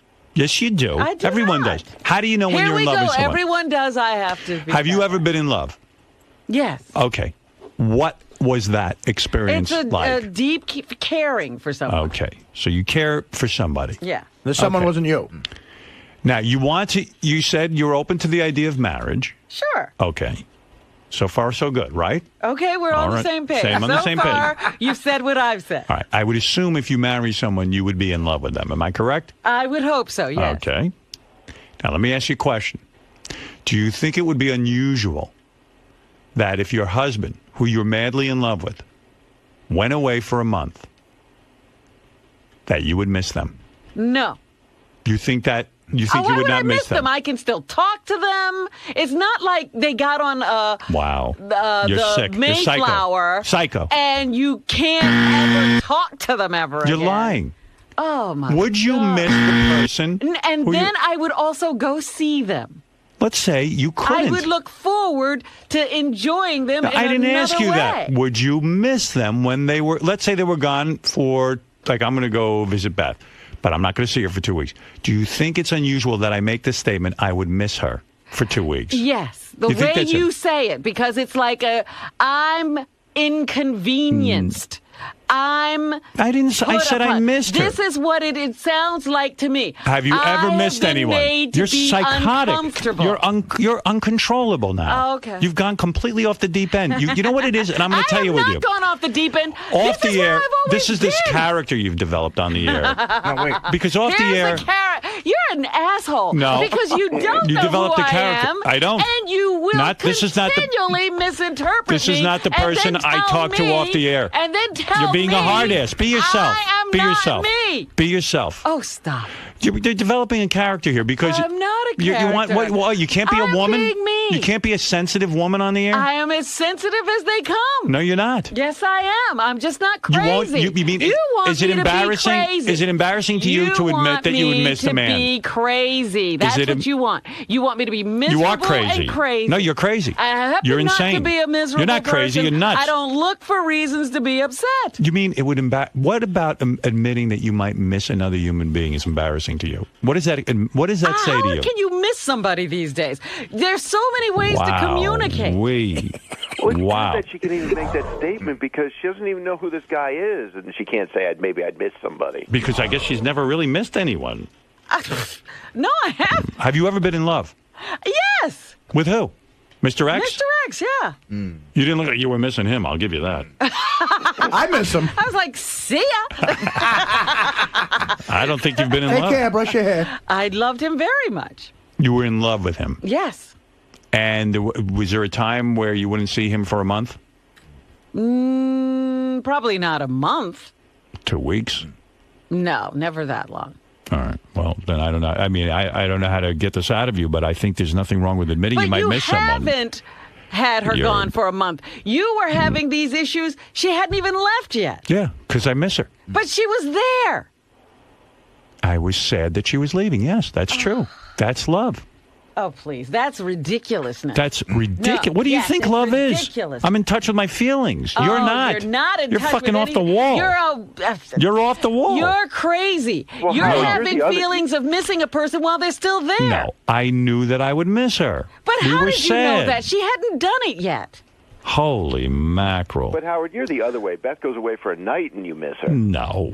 And this is what I'm saying. He's already experiencing something that hasn't happened. No. Listen, I'm a Now, functioning... you can tell me that is not I am- crazy, and a lot of people will go along with you, but they're all crazy. Why too. are you worried about your cat dying, but your cat's not dead yet? Why are you worrying about it? I wasn't worried about my Why are you cat worried about it? dying. Yes, you are. I was worried about Why are him you worrying suffering. about it? Oh, come on. And wondering He's what not- to how do you do know about he's it, and suffering? having to make the decision to put him to sleep. No, that's not true. Yes, it was. I think you've lost it. And I think well, you're not in guess touch. what? We're both of the same opinion about each other. Right. You've gone off the deep end now. You are a mess. I'm not a 34 on the narcissism scale. No, you're probably a 60 if you answer the questions right. And you're not jumping out of planes. That's right. That's insane. Oh, no, he's not jumping off the chair. He won't go out. Oh, my God. So if, Can't even get him to dinner. if you decide to put your cat to sleep in a month, would you be sad? What? If you decide to put your cat to sleep in a month, will you be sad? If you tell me now in a month I have to put my cat That's to right. sleep, Will you- that's different than being able Why to be talk sad to now? Beth on the phone. But why be sad now? The cat's here. That's Why be different than sad being now? able- because I'll never be able to be with him again. You will be with Beth again. You can I talk see. to her every day. I see. Can't make out with a phone. Yeah. It's a big difference between somebody being with you and talking to them on the phone. No, there's a big difference Robin, in having this can I feeling tell you something? that you There can't be isn't- attached to someone unless they're there. Why live together at all then? There's some people who don't have to live together. There isn't a person listening to this conversation right now saying, Look, what just happened to because Robin? everybody's Do you understand? nuts doesn't make so it you're right. the normal one. Just because Do you everybody's see the nuts narcissism in that? doesn't make it right. Everyone and else, number two, everyone else is abnormal has and you're normal. nothing to do with right. No, you're putting on an act. I don't even believe what you're saying. And I'm just telling you who I am. You don't want to know me. Mm-hmm. Oh, I know who you are, but this is not who you are. Okay, This is the character, I'm Robin. the person you have in your head, not the person I have in my head. You are a narcissist. And you agreeing with Sal, you really ought to question yourself. I agree with Sal. I agree with Sal. That right there should tell you something. Well, I agree with that. No, but I think don't. I mean, if you care about someone, you could say to them, "I'm going to miss you." I'm going to miss. You're going to miss them. No, not Robin. She only misses them. She doesn't even miss them when they're gone, and certainly would never miss them and say, "Gee, I'm going to miss you when you're gone." He misses her while she's here. No, I said I'm going to miss you. That's the you difference. Were already experiencing the No. missing. Ugh, I'm so upset she's leaving. Yeah, I like being with her. It depends on how much you let it affect you, but everyone can relate to saying, "I'm going to miss And that's somebody." of course, what Robin is talking about is abnormal. The time that you're with Who said the I wasn't person? enjoying? We had a great time. Oh, please. But that's not weird. Of course you would. You realize you're going to miss Beth. if Look you're at who's about talking. Listen, you're the only Bond. one. Robin, you're the only one who even I don't care if I'm the enunciates only one. this. I'm simply telling you who I am. Why do I have to be like everybody Well, else no, for you? But listen, you've got a problem. You need to go back in therapy. I have a problem. This is tremendous narcissism. It really is. And you know what? I understand why you built up these so defenses. Funny. You're so I know funny. it works There's for no you. defense here. Yep. You're very, very defensive. Right now, you're being very defensive. I'm trying to help you, and you're not allowing me in. Fred, what do you make of what Robin's Don't saying? even start with Fred. Fred will tell you the truth. Fred's a committed, What successful. difference does it make? What difference does it make? What the opinion is? I want you to understand that this sounds abnormal. I think Robin believes what she says, and I think her sad. standpoint. I find it a little sad. I do. Yeah, me too. Because I think I'm only saying 'cause it's a I'm sad form for you. of protection. It's like you don't allow yourself to get She's very that well close protected. to people, and I understand The that. I've suit been of that way armor. myself sometimes. She's more covered than Lady Gaga. Do you think? But I understand why she has that opinion. We've all I do been understand burned it. by the Right. flame of love. Robin, I understand. And by the way, Sal, You're all and that, codependent. That's what your problems are. But and I'll ignore that insult. But in that clip with Sal, They're insulting me, but you're going to ignore my Sal was insult being to a you. kiss ass in that clip. In that clip right there, A where he was kiss ass where? attacking Robin, he was being a total kiss ass. To who? To you. Oh, really? Oh, yeah, I absolutely. didn't. Robin and I really didn't have much of a discussion. He had to put Robin down. No, he's saying. Sal does that. Sal does that. It's a wild statement when somebody says, "I certainly don't want to be in love with someone if that means I have to miss them." I didn't say that either. I said I wouldn't fall in love with someone so that I could miss them and make them uncomfortable about living their lives. How can you control? How can you control missing someone? But that's part of Why the would you want to equation. control that? I mean, the definition of I think love. it's. You know what? I think Beth loves the fact that I Just because miss her. somebody leaves doesn't mean they're ripped out of my heart. Listen, darling. But those are your words. That's not what's going on That's not here. what's going on. Beth likes the fact that I miss her. Good for her and good for you. And so I would didn't you- say and you that. would enjoy that But too. I would not feel good about you feeling bad. That's not a bad feeling, missing someone. It's being human. That's part of love. That's called being a human being. For you, Fred. For anybody. And, if you go to a definition in the dictionary, love is it part of says an you have affection to and an miss- attraction. My life you isn't have to falling. miss them? My life isn't It falling happens. apart, Robin. It's just I miss Yes, her. it That's it. No, it's not. You're a I'm mess. functioning very well. I'm having a great time. You didn't know if you could. I had a great day yesterday. Oh, sure you did. You were miserable. I had. You're talking about being a human being, and you know what? I'm going to tell you something. The day a With guy this calls human you, being. Okay, I'm an alien, just like Sal said. if a guy called you up and said, "Robin, I haven't seen you in 2 weeks. I miss you," That would melt your heart. And stop saying... No, it's not. You're what so you full of say. shit. You say, "Oh, where's my wife? She's supposed to be here for me." Oh, What my goodness. That's not what I'm saying. I enjoy being with her. And wouldn't you be honored if a man See, called now you you're up? taking what you said and what What I'm reacting No. to and turning into this noble thing. Listen. That, wow, honey, I really miss you. I love you, and I'm sad for you. Please. That's all I'm going to Yeah, say. do you miss me when you don't see me? Do you think Not right now, I don't. Right Right now, I need to get away from you. You can't miss me. You can see me. I miss you right now. And you've never missed me. I do miss you, and you know I miss never you. called and said, "Robin, I miss you." You never left for a when month. we didn't, yes, she did. When we were in Washington and we were broken up as a team. We were apart for And a did you long miss time. me? I missed you. I missed you every day. All right. But so- I never said anything. And you're in love with me. Do you think Robin could ever be married? No. Yeah, right. I wouldn't Oh, say that. listen to you, Ralph. Could you? No. No. No, but you don't realize that. Now you're thinking about being I'm married. looking to learn something. You want to know not. something, Ralph? Robin could be married. I'm going to take that back. I'll tell you why. I agree with you, Because Howard. Robin off the air is a mush. A mush. She loves romance. She loves to be with her partner. I've seen her in action. And the day that she meets the right I guy. certainly would enjoy another human being. Yes, Sure. she would. I would And- enjoy it. And Robin needs a man who is going to miss her when he's not with her and really enjoy her and be with her. She's a lovely woman. If she found that perfect match, And- she would miss him as Oh, much yes. as you miss Believe Well, me. I'm certainly willing to find out. Yes. She wants to explore this side of herself. She's on guard. I'm just telling you what I know. You need eHarmony. I know You what need I know about Facebook. you, and I know the real you. All right, Howard. You And know you're what? a There mush, are times that and I you're a know you romantic. better than you know No, yourself. and I agree. And they, maybe the same is occurring here. You're but a I romantic. don't know what you're talking about. You're a romantic, and you love romance, of course. Yes, you do. And you would melt. She would go gaga. If a man, Lady Gaga. You'd be like Lady Gaga. If a guy said to you, You'd have a bird's nest on. if a guy, You miss me. I'm Robin- wearing a mask. I'd be Robin, wearing a beehive. Robin, I had to go to Vegas or go to, I don't know, pick a place, Atlantic City for 2 months. Atlantic City. I don't know, wherever could the get guy, there. Cincinnati. and whatever it is, you had to work or whatever, and you were separate, or he had to go to the Middle East. I don't know. You're with some Arab. I don't know what you're with.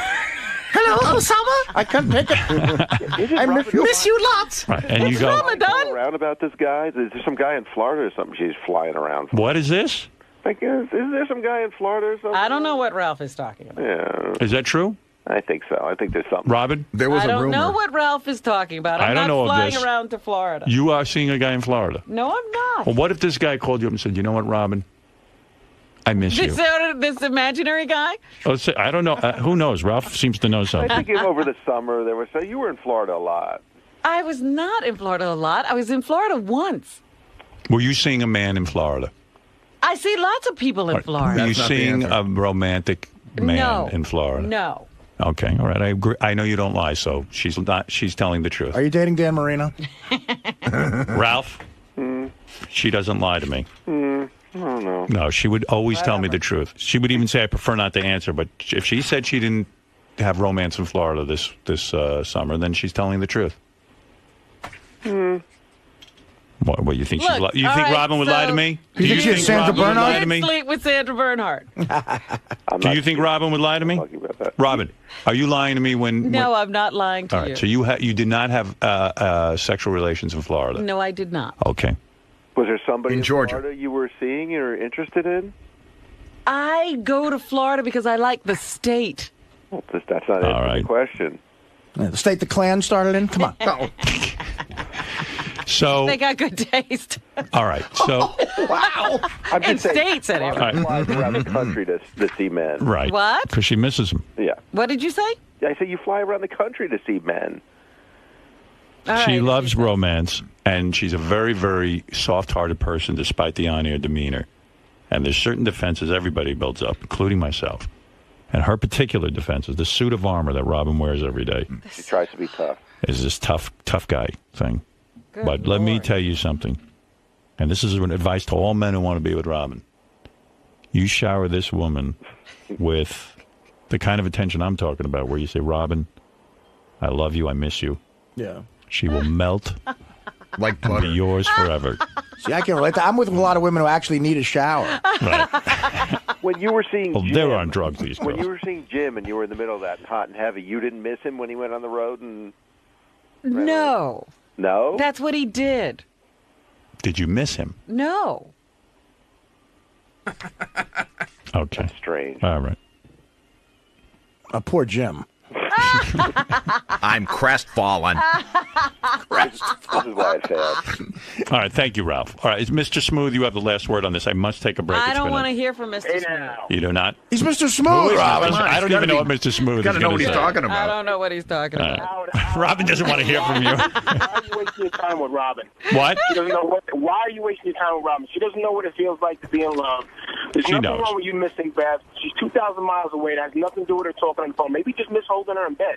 Of course. No idea what the fuck she's talking about. She's way off. Again, all of you are crazy. You want to know something? The opposite has been true in my life, where my reaction to somebody, leave me, I wouldn't even acknowledge that I miss them, and I would behave. But that's a defensive mechanism. And I would behave in a strange. That's right. But you that was my way of getting through acknowledge it. what you felt. And I'll tell That's you, what you're now saying. I'm acknowledging what I feel, and you're not acknowledging what I you didn't feel. say you weren't acknowledging what you Right. felt. I said what you felt was sad. Yes, I wasn't acknowledging it. You're right. Howard, you were right on point the other day when you said you knew you were in love when you want to lay back in bed with Beth after you had sex with her. All those other chicks you just want to get rid of, right? That's right.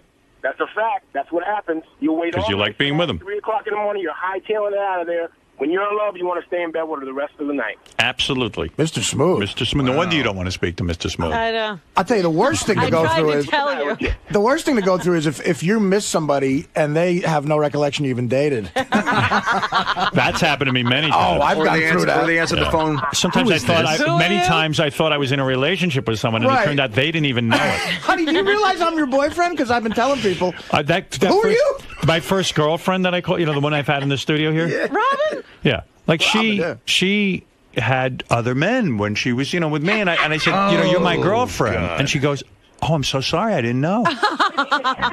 She goes, I didn't realize. I guess everybody treated her the same way. She said, if I had, she goes, I didn't think of you as my boyfriend. I mean, I'm seeing other people. I mean, I don't know that she had sex with them, but she saw people. I miss the guy you're fucking too. You know how it feels. What? You were on the other end of the stick. You know. Absolutely. Many times. Artie's telling the truth. No, that in all seriousness, I've Many times missed a woman and they have no idea who you are. They're not even close to the same feeling. Right. Thank you. All right, Robin. Everyone agrees with me. Well, that's good for you. Doesn't mean it's right. Zolar, what do you think? Zolar. Mr. Look Smooth at Zolar. who we're having comment on. Zolar's a bright guy. Go ahead, Zolar. Well, yeah, actually, I was thinking of it as, I kind of miss them, but I kind of anticipate, my girlfriend's return. I don't miss them. What I was going to call to say is I hate when, I'm about to go somewhere and do something for 2 weeks, for instance. Before I even go, I'm getting the guilt from her. Oh, my God, you're going to leave me. I'm going to miss That's what I'm talking about. That's wrong. Well, that is wrong, but I don't do that. Yes, you were doing No. You totally are doing that, Howard. I mean, No. it. And that's what I was objecting to. Right, I knew see. that. I knew All that, right. Robin. All right, Thank you, Zolar. Zolar. You are brilliant. See? I told you I was smart. I Robin, tried to tell you that. Robin, you said that like other people have said he's brilliant. All right, Robin, good for you. You have your point of view. I don't buy it, but all right. That's your way of getting through life, and I respect that. All right. And I must take a break. I can't talk to you all morning about this. Look, let's never talk about it again. Fair enough. You don't want to hear the wrap-up show today, Rob? All right, we have Lisa G here with headlines. Lisa G is going to tell us what's going on in the Howard 100 newsroom. Come on in, Lisa. Lisa Glassberg takes shits at work. Lisa? Yes, hello. What do you have? Hi. Well, I know you were Lisa agreed with me. No, she doesn't. Yes, I do. You think missing a person is bad? No, but it's how you're missing them. Robin is very independent. Let's say how you're missing them is, there's ways to missing people that's appropriate and inappropriate. Right. Okay. But what's the idea that you don't miss someone? I mean, have you ever heard a human being say they don't miss someone? Let me ask you something. I've gone to a restaurant, as Fred just said. He said, I've gone to a restaurant, he says, and there's Beck's beer. If it's not there, I miss it. I mean, I miss Beck's beer. Oh, my You've never God. missed someone? I have, yeah. You know why? Because you're human. And Robin misses people, but she doesn't want to admit it. I miss heroin. Right. You're right. Okay. So you missed something. Can I tell you? All right, I will tell you. I miss people who have died because you Sure. can't contact them again. Okay. And then to a But if lesser you're degree. constantly in contact, what are you No. missing? First of all, you can missing contact being them. with that person, You're spending being time with them when you're no, with you're not. them. Even when you're on the phone, you're with them. Not with. That's not being with someone. That's checking in. Again, that's this neediness maintenance. of yours. This, like they got to be there in the Oh flesh. my God! You know how long it took me in therapy to admit that I miss someone? That this is a major accomplishment for me. That and that you. I tell you, that doctor's steering you in the wrong way. No, This is what he's doing. It's a very good. He's thing. turning your fig.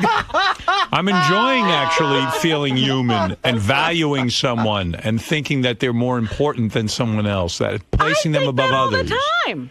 I don't have problems with thinking somebody's more important. No, this is bullshit. Now, maybe Lisa's never been in love either, because the two of you... It's highly unlikely. The two of you are very similar in many ways. She loves two things, violins and cookies. Yeah, you should start a support group. A support group of what? I miss we my don't cat. Need support. You miss your cat? Oh, that's terrible. Why would you miss a cat? Is the cat alive? Easy, Larry King. Because I love it. And Right. In other words, your cat is home, but now you're at work, you're missing the cat. When I go on vacation, I miss my cat. Sure, of course, that's normal. That's called being a human being. And Robin has the same feelings. She's, for some reason, created a persona. What you're calling missing a person and what I would call missing a person are two different things. No, they're not different. Yes, they are. In the way that Lisa can miss her cat, because she loves the cat.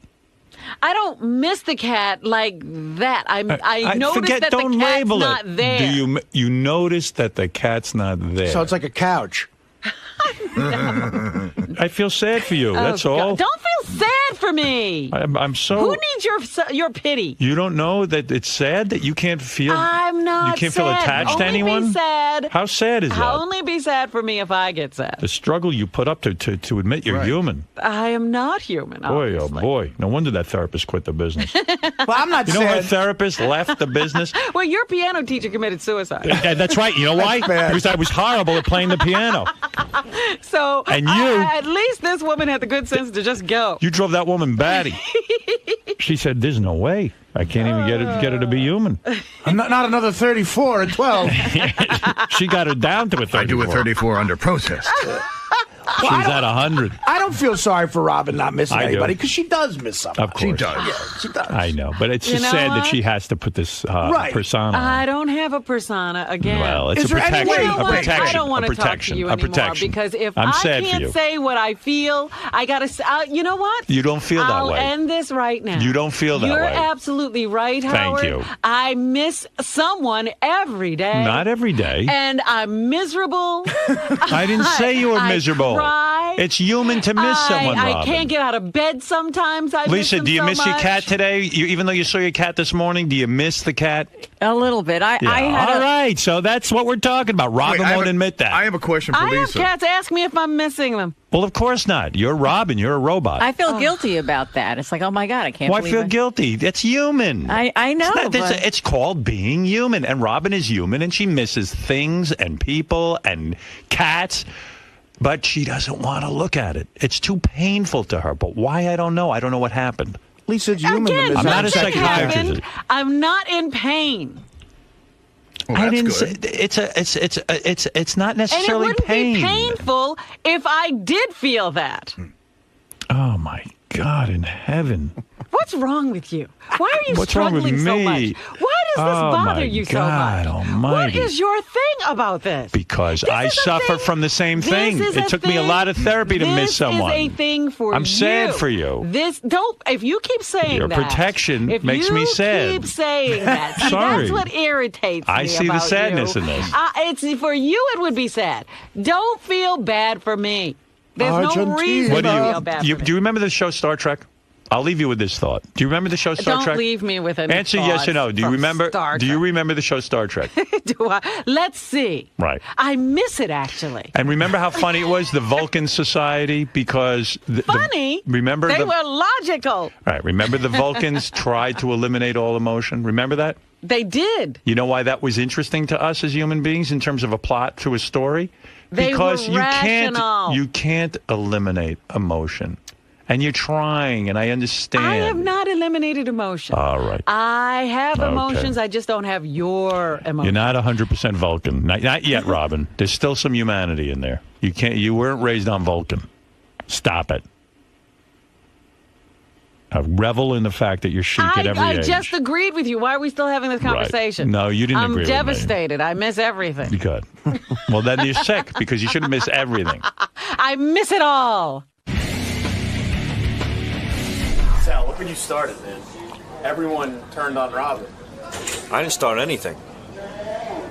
Robin started it. I mean, that's her. I just brought it to the forefront. I was the one who had the balls to say it because everybody here is a bunch of ass kissers. You know, they all walk on eggshells. Bunch of wusses. No, what do you really feel? That she can't find love? Look, she can find anything she wants. You know what I mean? She can find planes to jump out of. She can find race cars. She can find all that stuff. I'm not saying that she can find love. I'm saying that she prefers not to find love. Why? She doesn't have to. She doesn't have to. Look at all the women in life, a good majority of women. What do they have? They have somebody that will provide them shelter, security, money. Robin has the ability to do that all on her own. She's completely self-sufficient. She doesn't need all that shit.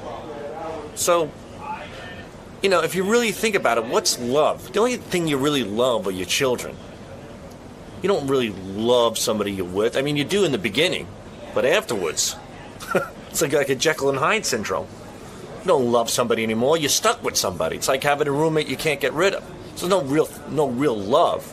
So Robin has the ability to buy love. You know, she can get love whenever she wants because she's in that position. Now, if Robin was a cashier, let's say at the dollar store in Hoboken, I can almost bet that she would find love. Do you know what I mean? Yeah. Ask some Spanish broad who's working at the Sizzler washing dishes. She looking for love? You bet your sweet ass she's looking for love. You know, but the definition of love to some people are different than others. So, Lisa, being the only other female on the staff, what do you think about this whole conversation about love and missing people? I think they're really ganging up on Robin, and she is who she is. If that's the way she feels, then that's who she is. You can't make someone something they're not. So that's, I feel for her when everyone gangs up on her and goes, oh, you're not human, you're a Vulcan, whatever. So she's been in love before, and no one can tell another person how to love someone. You have to do what's right for you. But do you agree with Howard and Fred and Artie about, missing someone? Well, I know I don't know if that means that you love or don't love someone if you do or don't miss a person, but I know with me, I'm very independent, so do I miss someone?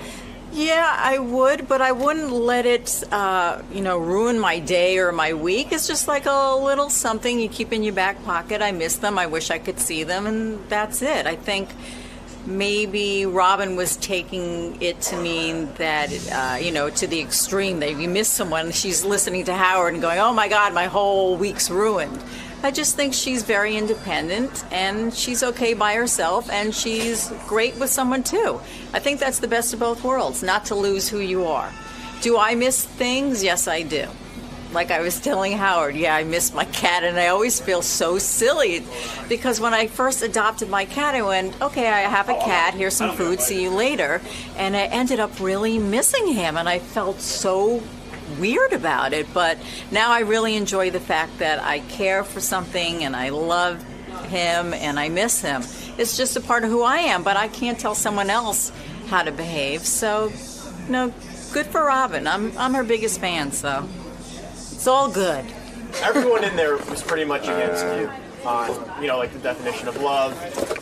And, you know, because they're saying if you miss someone, you love them, what would you... Is that how they know? They can't know unless they're in pain? See, that's my contention, that love shouldn't cause you pain. And they're all looking for pain to figure out if they're in love. So how do you know? Because you care about the person. You like being with them. But you don't have to be in pain just because they leave you. So you think all of them have just like... I think they have perception? problems. I think they have problems. They don't want to face them. They're little whiny babies and they're codependent and they don't want to deal with themselves. And what do you think of Sal's comments? I told Sal that he can go to hell.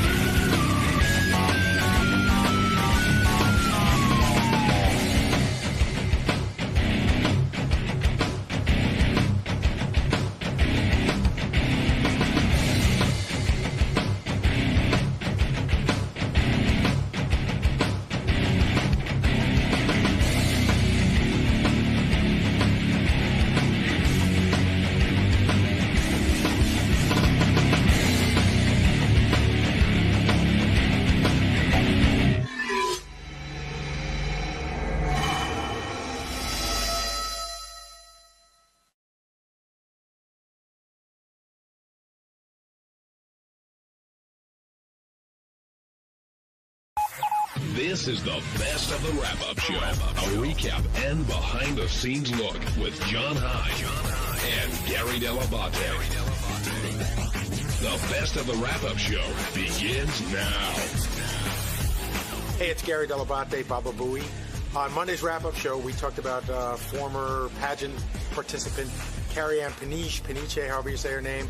She talked about her drug addiction. She talked about all the crappy stuff that happened in her life. I talked about how she's a professional victim. We decided whether we believed her or not, so here's how it went. Gary, you were pretty harsh on Carrie-Anne. You thought that she wasn't exactly being truthful today. Yeah, I was going to go in there and give it to her more, but I don't want to beat up on her. But I sort of said it pretty much about the. First of all, if you watch the videotape, it's all over YouTube. Just put in Rebecca Gayheart, and the video comes up like 1,000 times. It does not, again, I wasn't there, so I'm not going to tell you I know exactly what happened, but, a naked guy doesn't walk around two, almost naked chicks or videotape them while they're in a bathtub just for fun. She made it sound like it was, like they were frolicking, like it was fun. We just were, give me a break. I mean, you insult my intelligence when you do that. And then as I listened to her story, it seemed like, a lot of bad things happened to her, but it's never her fault. So she's always the victim. Yeah, I mean, somebody stayed at her house but stole her stuff, and Dr. Drew set her up, and I don't know. Just like at some point, you got to take responsibility when bad things happen to you. It's not always your fault, but some of it's got to be either bad decisions or putting yourself in the wrong place at the wrong time. And that whole rap about, I didn't know what it was going to be. Well, so I don't know. Will, she said she's done all three of his shows, right? She's done Sex Rehab, Celebrity Rehab, Sober House. At Sober House. So which one has she done? Is this the third show she's doing, or is she doing them now all in order? Well, what Dr. Drew said was she was on Sex Rehab, and then it became clear she had a drug problem, so she did Celebrity Rehab, and I assume Sober House comes after Celebrity Rehab. So she did all those shows. It took her all those shows to figure out that she didn't like it. Right, none of them are on the air. Which all pay. Right, exactly. And pay well. I mean, I know for a fact. Well, it's one of the things that's funny when her publicist, was trying to pitch her to come on. He's like, she has 30 hours of television coming up. But I mean, I know that those things pay. She probably got paid somewhere between $100 to $200,000 for each show. So I'm going to say on the short end, she probably walked away with $300,000. Not the worst thing in the world. And okay, if you're going to sell out, then if you're going to take the money and you know that you're going on television to talk about your sex life and your drug life and all this other stuff, then, you got to pay, that's what it is, man. You got to take the shit that goes with it. Now, is it fair to classify her as a sex addict based on what we heard today? Didn't sound like it. Sounds like she, she likes to jerk off a little bit, and, she has sex with guys. She said she doesn't have a lot of sex with a lot of guys. Well, what do you think? Is it fair to call her a sex addict? I don't know. I think that term is kind of interesting. She clearly didn't want help, so she's not really willing to admit she has a problem if she does. Isn't a sex addict? She's just basically a slut. No? Oh, that's what we're trying to figure out. Well, she kept saying, she goes, I'm a love addict, which I think for a lot of women, that's what it is. I mean, it's a loosely defined thing. So you're saying she's looking for somebody to love her, but if she has to sleep with them along the way, that's a sex addict? Or maybe she'll do the wrong things to get love. Did you ask for her phone number? Yeah, but it was silly. I mean, well, yeah, did I think she was hot? Of course. I didn't ask that. Would I be willing to date her? Yes. I didn't ask that either. But Doug just said, "Hey, we go ask her for her number." So I was like, and you didn't go, "Oh no, that's stupid and embarrassing." No, I mean that was an opportunity to do that for using it as excuses. Right. Doug just told me to ask for a number. So don't brush it off like, "Oh, I did it because Doug told me to do it." I'm a sex addict. Doug told you to do it, but it was I was looking for love. It was a great way for you to do what you would have wanted. Absolutely, I wish Doug would do that every day. And she told her her cell phone wasn't working. Yes, which is great because it worked before and right after. And also, that is strange. I don't know. But, and you know what's funny? Like I was really nervous. So I wrote down my number, and my hand I was like shaking like so bad. Really? She's like, "Is your hand shaking?" I was like, "Yeah." Like I told her I just got in a fight and both my hands were broken. What? I was trying to seem tough. Like I needed a reason for why my hands were shaking. So why were you trying to say? She said she's really into ugly guys who don't have a lot of muscles. Yeah, yeah. So what's the question? I don't understand. Why would you try and seem tough at that point? I realized that. I guess I should have said I got beat up. I guess I should have said. Now, when a girl like that says, and this to all you guys, she's really into ugly guys who don't have a lot of muscles. Are you thinking she's? I'm like, she is in the perfect office right now. Well, I've been preparing for this for a lifetime. Yeah. But is she on the level there, or I don't know? I wouldn't say. Yeah, but ugly guys. Qualifies. Yeah, it might mean like that guy Eric, who's with Rebecca Gayheart. That might be an ugly guy without a lot of muscle to her. He and Rebecca and her are in the bathtub, as she described, but she says that nothing happened. They were just frolicking. He's laying on the bed. He's naked. And thank God, if you watch it, they've blurred out his penis. I don't have to look at that. And she's laying on the bed naked except for panties, which she usually doesn't wear, but wore for the dress-ups that they were doing for him that they had a videotape while they were high out of their minds. All right, wasn't that, other than the high on their and out of their minds part, that sounded awfully similar to Howard's bathtub story about everyone being around? Sounds like they got the exact script, right? I mean, very close. No, yeah. So is it Howard and Carrie Ann like the only two who have been in that situation where nothing has happened?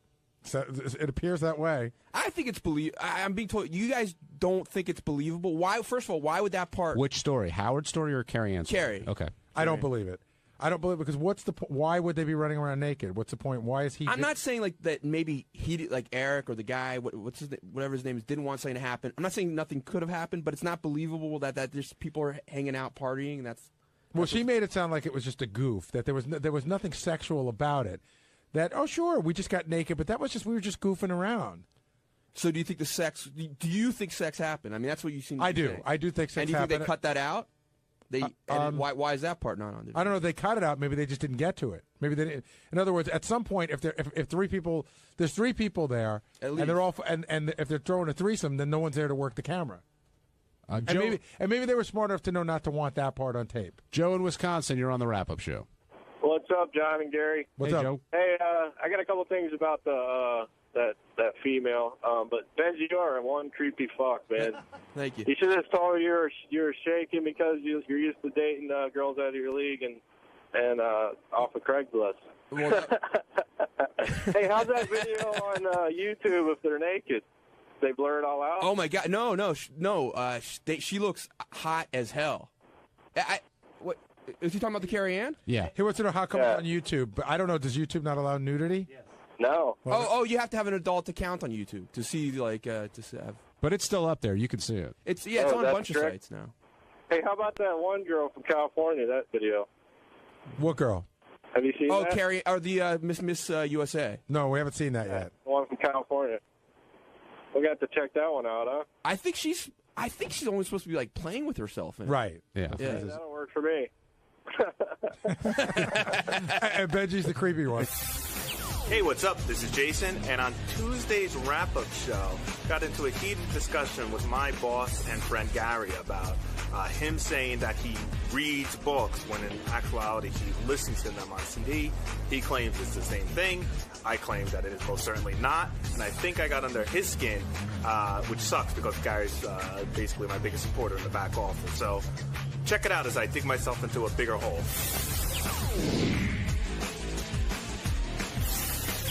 I want to start off with something that happened at the end of the show, Gary.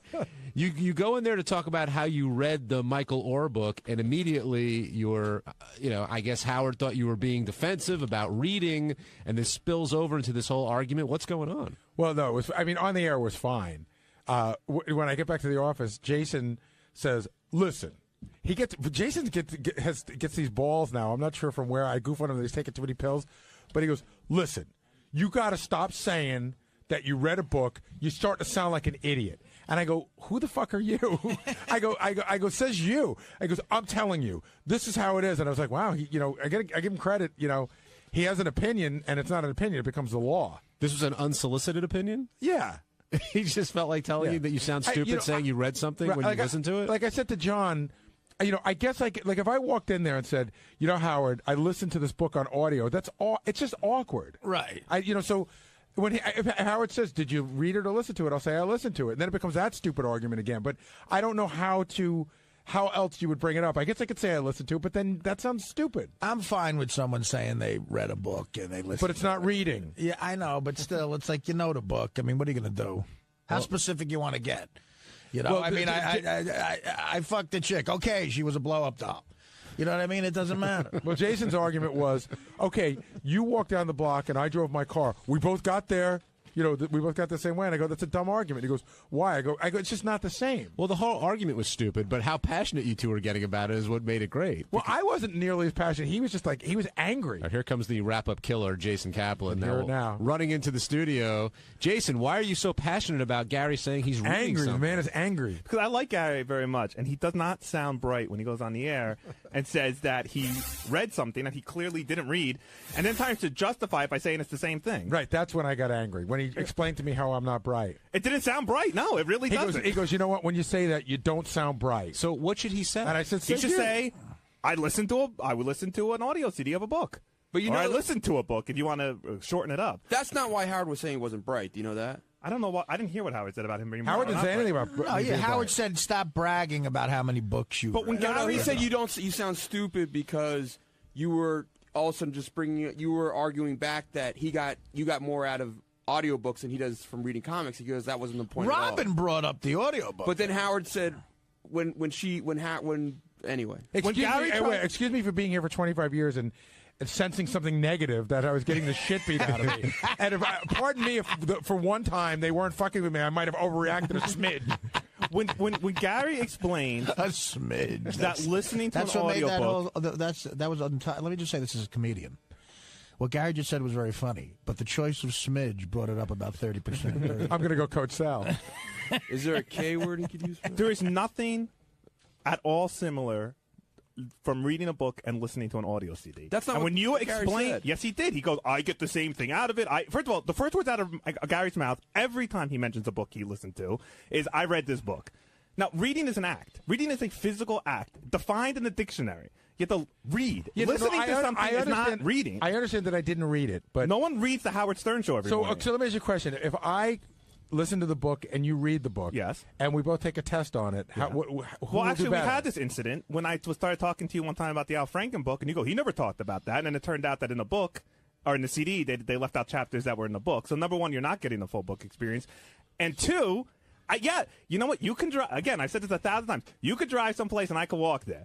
Now, when I walk there, I don't clearly you haven't walked anywhere. When I get fat joke. When I get there, I haven't driven there. I can't claim I drove there because I didn't. We're both at the same place. It depends on the person who's going to get more out of it. It depends on your brain. It's not about getting out of it. It's not like you listen to CDs, you're stupid. It's not that. It's you listen to CDs, so say you listen to CDs. Don't claim you read. And when someone calls you on it, you go, "Oh, it's the same thing." But do you think if I walked in there and I said, "Howard, this movie you're talking about, I listened to the audio CD," don't you think that sounds awkward?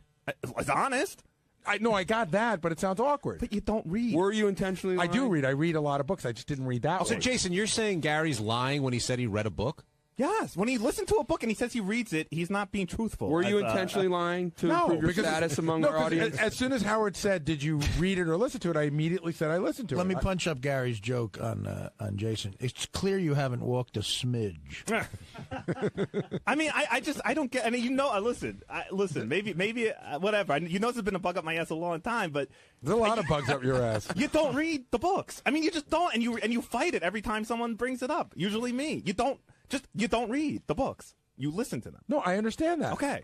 But I just want to make sure you're clear on it. But I still get the same thing out of it that you do. If you say so, go crazy. If an adopted kid listened to a book. That's where you lose me. Why can't he get the same thing out of it as you do? You're digesting the same information, just a different way. I did not say he couldn't get the same thing. It's clear he's not digesting anything. No, but you're saying that I don't. No, I never said that. I said good for you. I mean, listen, some people are oralists or learners, and some people have to read to learn.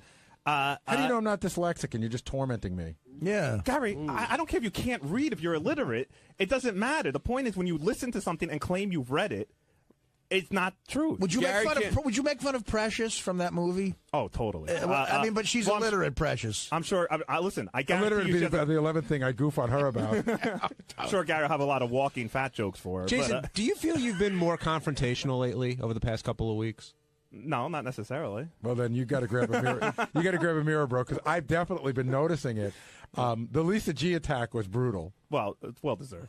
No, and you know you felt bad. I felt bad afterwards. But I came on too hard. Has there been any dose changes? No, there's 20 milligrams as high as they go with Lexapro. I've been on the same 20 milligrams for 4 years now. You've been doubling up. I've not been doubling up because it does seem like you're more willing, especially on the wrap-up show, willing to be the voice that, and I will give Jason credit for this. Sometimes people feel a certain way about something and they don't want to come in here and be the troublemaker. And Jason's more than willing to be that guy who's speaking for a lot of people. And sometimes you're out on your own with some of your theories, but I think it's a combination of a bunch of things. I do sometimes sit here listening to the wrap-up show and get angry that, somebody isn't bringing up the other point of view. And nothing against you. I mean, sometimes I get angry. I got angry that people were letting Lisa blah, blah, blah on for as long as she was. Jason is becoming like a Ralph cover band. Like, if you want to see Ralph live.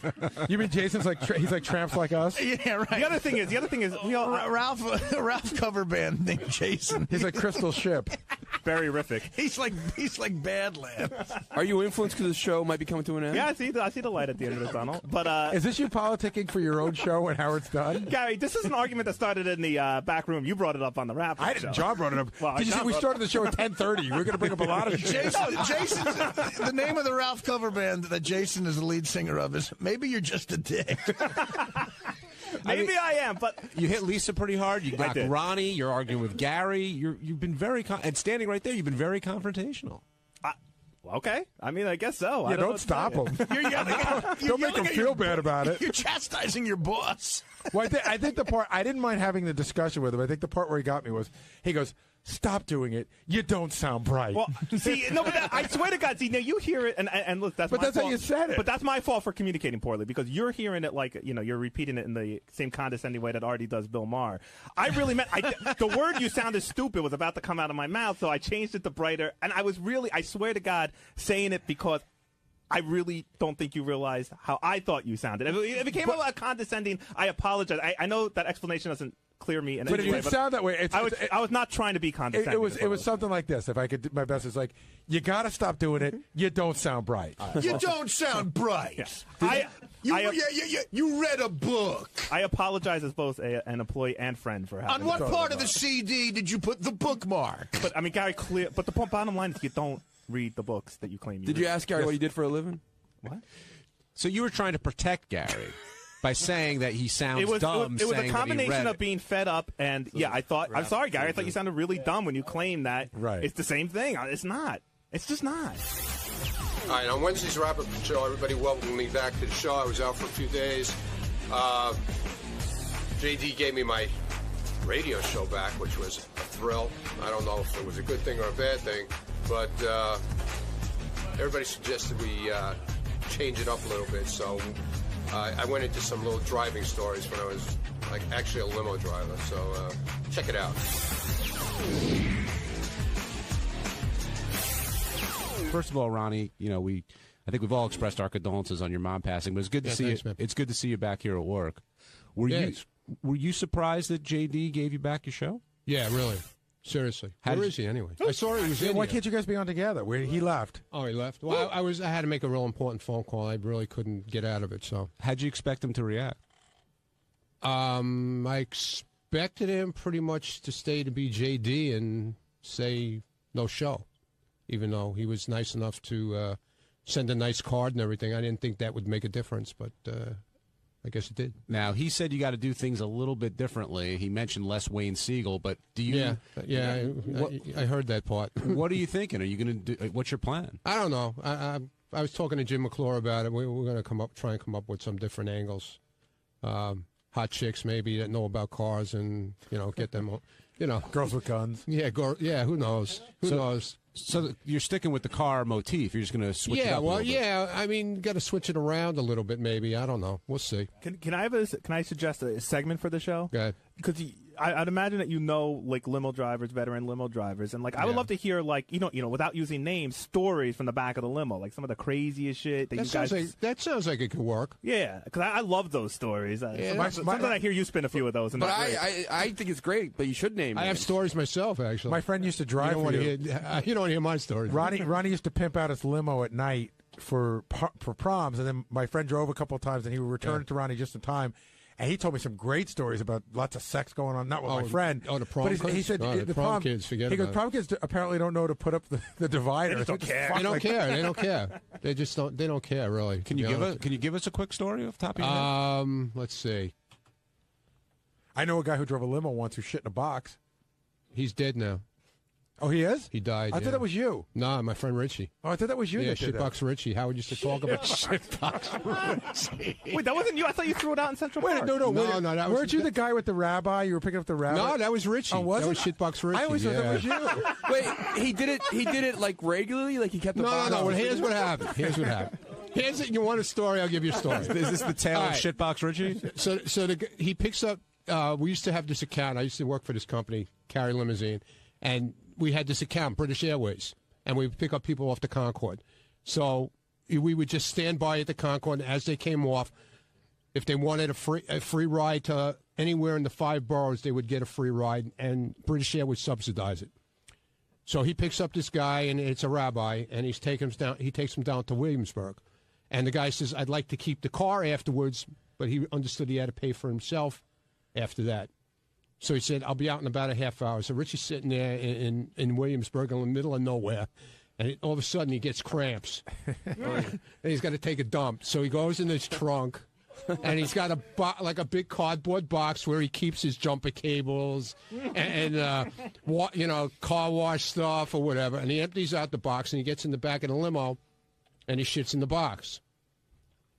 And that's, and then he dumped the box in front of somebody's house with their garbage. And then when the guy comes out and he gets in the car and it's still, the odor was still there. And he just said, hey, I don't know. I just had. And he embraced the nickname. Did he become Shitbox Richie? Yeah, well, Howard gave him that name, man. He just couldn't say it on terrestrial radio. But he called him Shitbox Richie. See, I thought he meant like he kept a box and he would tell customers he had like a restroom in his limo. No, man. It was like an attack of the shit. So the ass napkin out of limo drivers. Yeah, exactly. He had no choice, But wasn't there a story where you were driving Howard out to Long Island one time and you had to pull over, you like pissed in a jar and threw it out on the side of the road? No, that was him. That wasn't me. That was him. So all your years you never had to what? Shit in a box? No, I shit in my pants. You did? Yeah, your one shit time. pants. Yeah, shit pants. Ronnie. When did that? Yeah, I was driving. That was in. I wasn't even working for him then. I was driving this guy who. You remember Atari?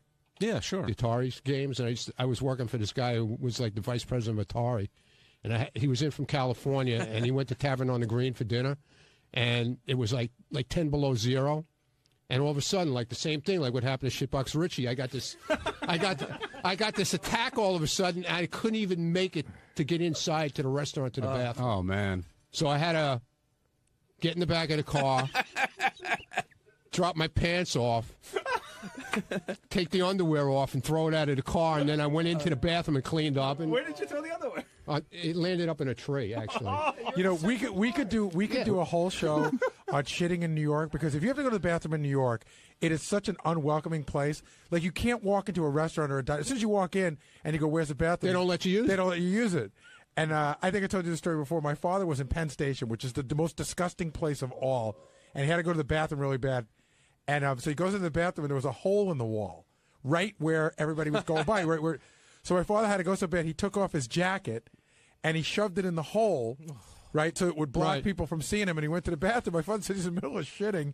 And he sees from the other side of the wall somebody slowly pulling his jacket out. And trying to steal his jacket, probably. Yeah, well, the guy just, apparently what happened, my father said he got cleaned up, ran out. It was a homeless guy. The guy already had it on.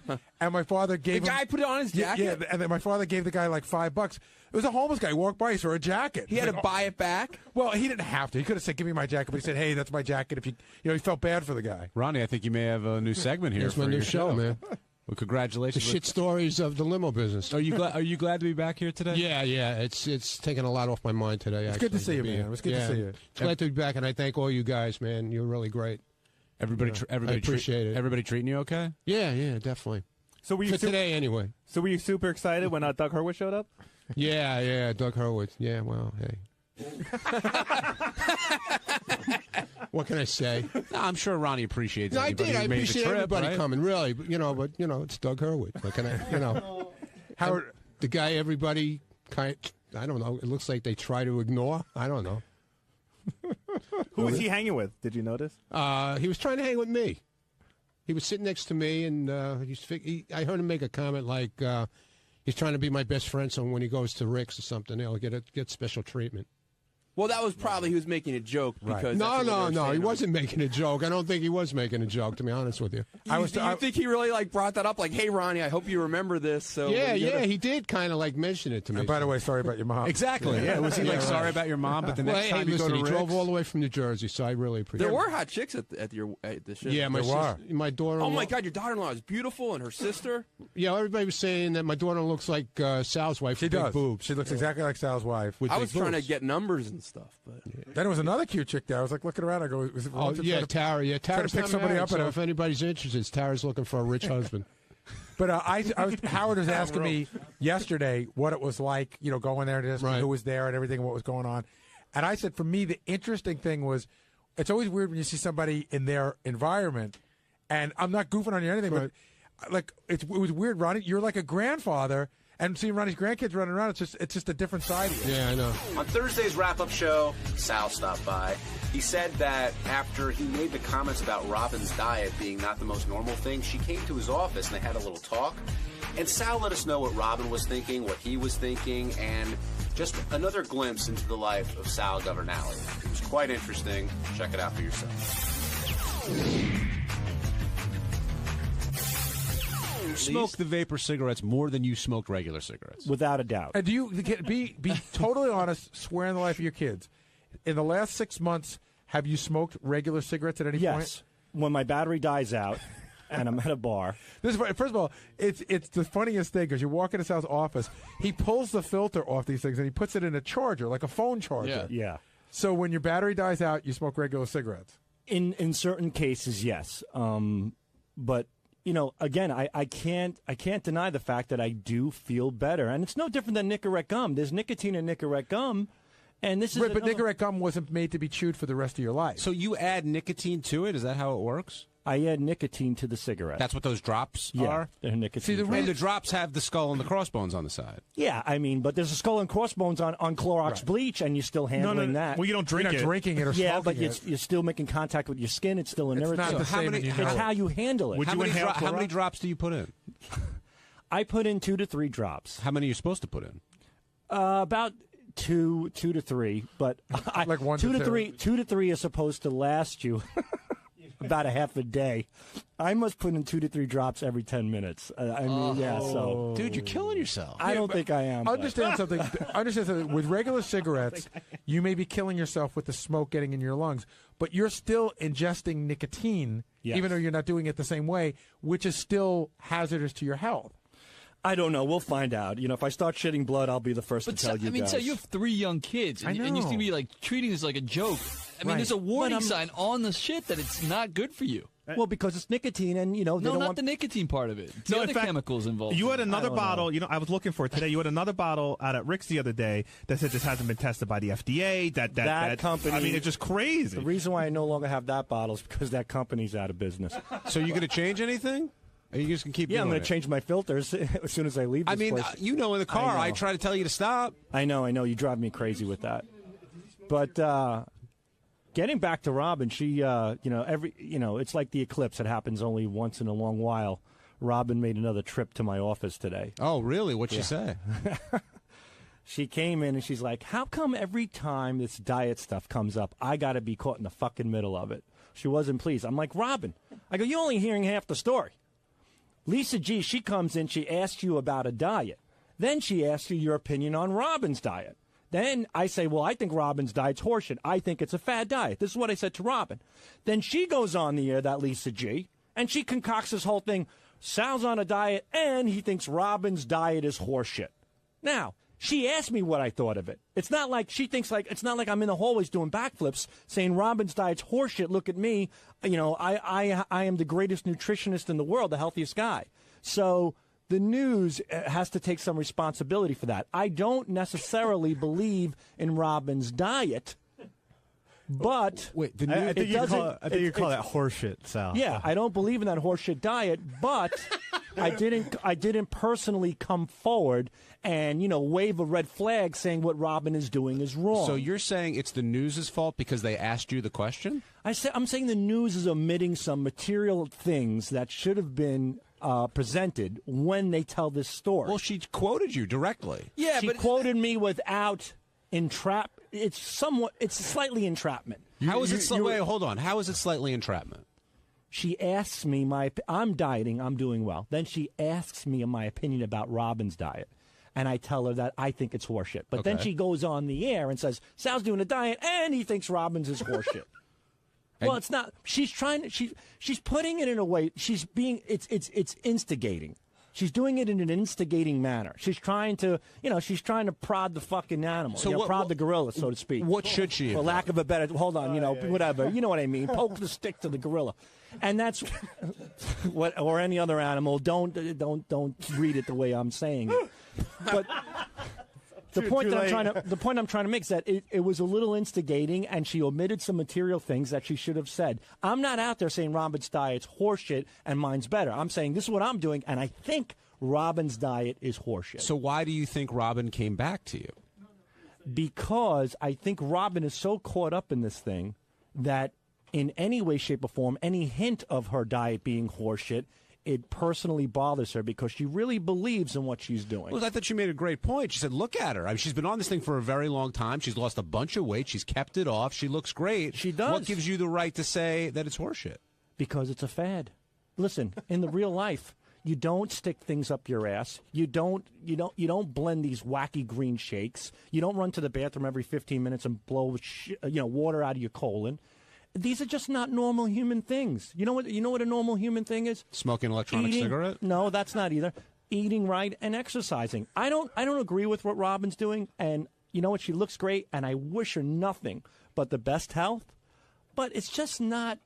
These are fad diets, and if you were raised in this country, you would know by now that fad diets simply don't work. See, my guess is that she went to talk to you because you hurt her feelings and you almost went out. She wants to recruit me. She sees somebody who's a little weak, who's getting it. I'm telling you what happened. She walked in there. She told me that she was upset that I brought her diet into it, and I explained to her how that happened. But as the conversation went on, it went into Bikram yoga.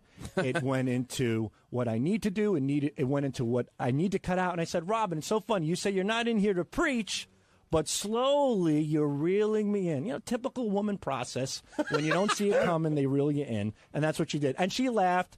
And I'm not cutting out pork, white pork. White pork is very good for you. And I'm not cutting out my seafood, and I'm not cutting out chicken, but I cut out red meat. But she says, oh, no, you wait and see. You're going to be cutting that out, too. So we'll see what happens. So you don't think she came to vent. You think she came because she knows you're trying to lose weight and you're a possible new candidate for the way she's done it? You think it was a recruiting trip? I think it was a combination of both. One, she was offended because she's so devout to this thing. She's so dedicated to this fakakta diet. But secondly, she saw somebody who wants to do something better for themselves and better for their body, and she saw an opportunity to kind of get me involved in her, Jim, what's that guy? Jim Davis, the Kool-Aid drinker guy, in that, what do they call cult? Jim Jones. And the Jim Jones,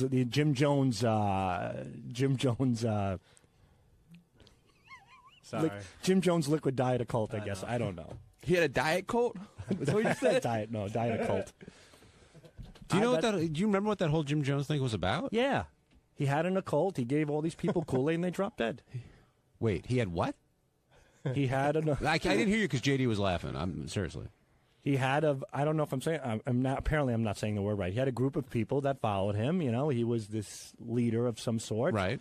And he had them convinced that the government was no good and society wasn't right, and that they should abide by his rules. And he had this occult. I think it's called an occult. Right. And he told them to drink the Kool-Aid, and once they drank the Kool-Aid, they would go to a better place. No different than that wacko with the purple triangles where they all cut their balls off and died in bunk beds. The Kardashians.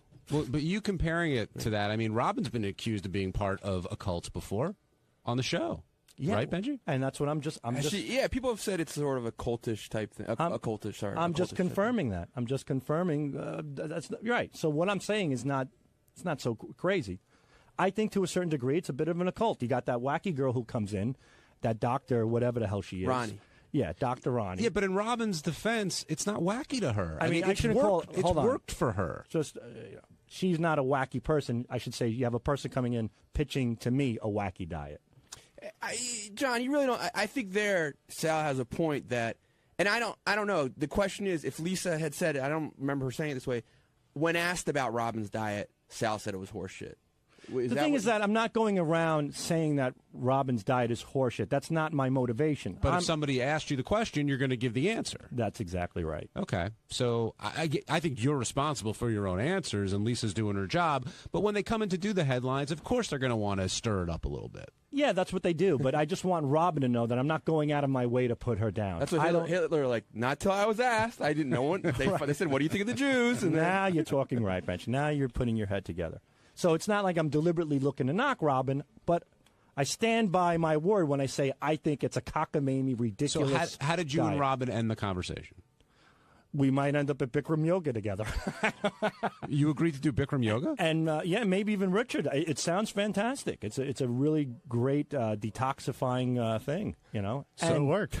And it's 90 degrees in there. It's very hot, so you're going to see chicks in very skimpy outfits getting all wet. And when girls' bikinis and stuff get wet, you get to see the little nipple perforations and stuff like that and camel toes. So that's not horseshit, according to you. I guess the Bikram That's yoga is yoga. acceptable. Yoga's been around for years. Turn on your TV, you see people in tights bending over with their ankles up their ass. Yoga's that I might try yoga. I hate to exercise. So sitting around a little bit, stretching your legs and watching chicks bend over in front of you, who's better than you? And you lost 10 pounds so far? Good for you. 10 pounds. How much have you lost? I know you had some health issues. I lost a little bit. I lost a little over 10, but I've had a couple bad weeks, and hopefully I'll get back on track. I hope so. Hey, I like you, but your ass is looking huge lately, man. Oh, thank you, Benji. I appreciate that. But you should go on. You know what? If anybody out there is feeling lethargic or they have high cholesterol, just cut out white flour, cut out sugar, cut out red meat, and cut out dairy. Well, when you say sugar, what do you mean by that? I mean like candies. I mean candies and sweets. So and then, what's cakes. left to eat? Well, you got shrimp, chicken, pork. You got vegetables. You got olive oil, whole wheat breads. And what was with I make whole wheat pizza. What was with the olive oil statement at the end when you were in there? It's the greatest thing in the world, olive oil. I'll put it on my fucking Cocoa Pebbles. I love the fact that you can. No, but olive oil is like the greatest thing for you. It really is. My question was more, what made you say, "Oh, by the way, Howard, I just want to tell you about olive oil"? Because I think it's a big misconception. I think when people think of oil, they immediately think that it's nothing. It's fattening. But it's not. Olive oil is not fattening. Olive oil. You want things with mono and poly unsaturated fats, and that's what olive oil has. So look, if you want a diet and you're an Italian like me, get a piece of whole wheat Italian bread, put a little olive oil on, a little garlic powder, some fresh garlic, chop a little onion on it, put some sliced red plum tomatoes, and drizzle it with olive oil. Forget it. You won't think you're dieting. Is this some part of a olive oil occult or something? No, well, my dad's getting involved in the olive oil business, but no. That comes from Libya, his olive oil. I don't know what he's doing. I was Libyan olive oil. I was just going to pick up a call, but I can't let that go. He's got a Libyan olive oil business? I just picked up my dad from Sicily, and he now told me he's in the importing exporting business. Okay. And he says he's got olive oil, very cheap at $1.50 a liter, which is unheard of. Coming from Libya. Yeah. So, well, I said, wow. Well, he just came back from Sicily, so I thought it was from Sicily. And I said, Dad, that's amazing. I go, $1.50 a liter from Sicily? He goes, no, it's not from Sicily. It's from Libya. I go, Libyan olive oil? I've never heard of that in my life. He goes, trust me, it's good. These people know what they're doing. And then my mother goes, but wait a minute. Isn't that Libyan olive oil cut with another oil? And he goes, shut up when you don't know what you're talking about.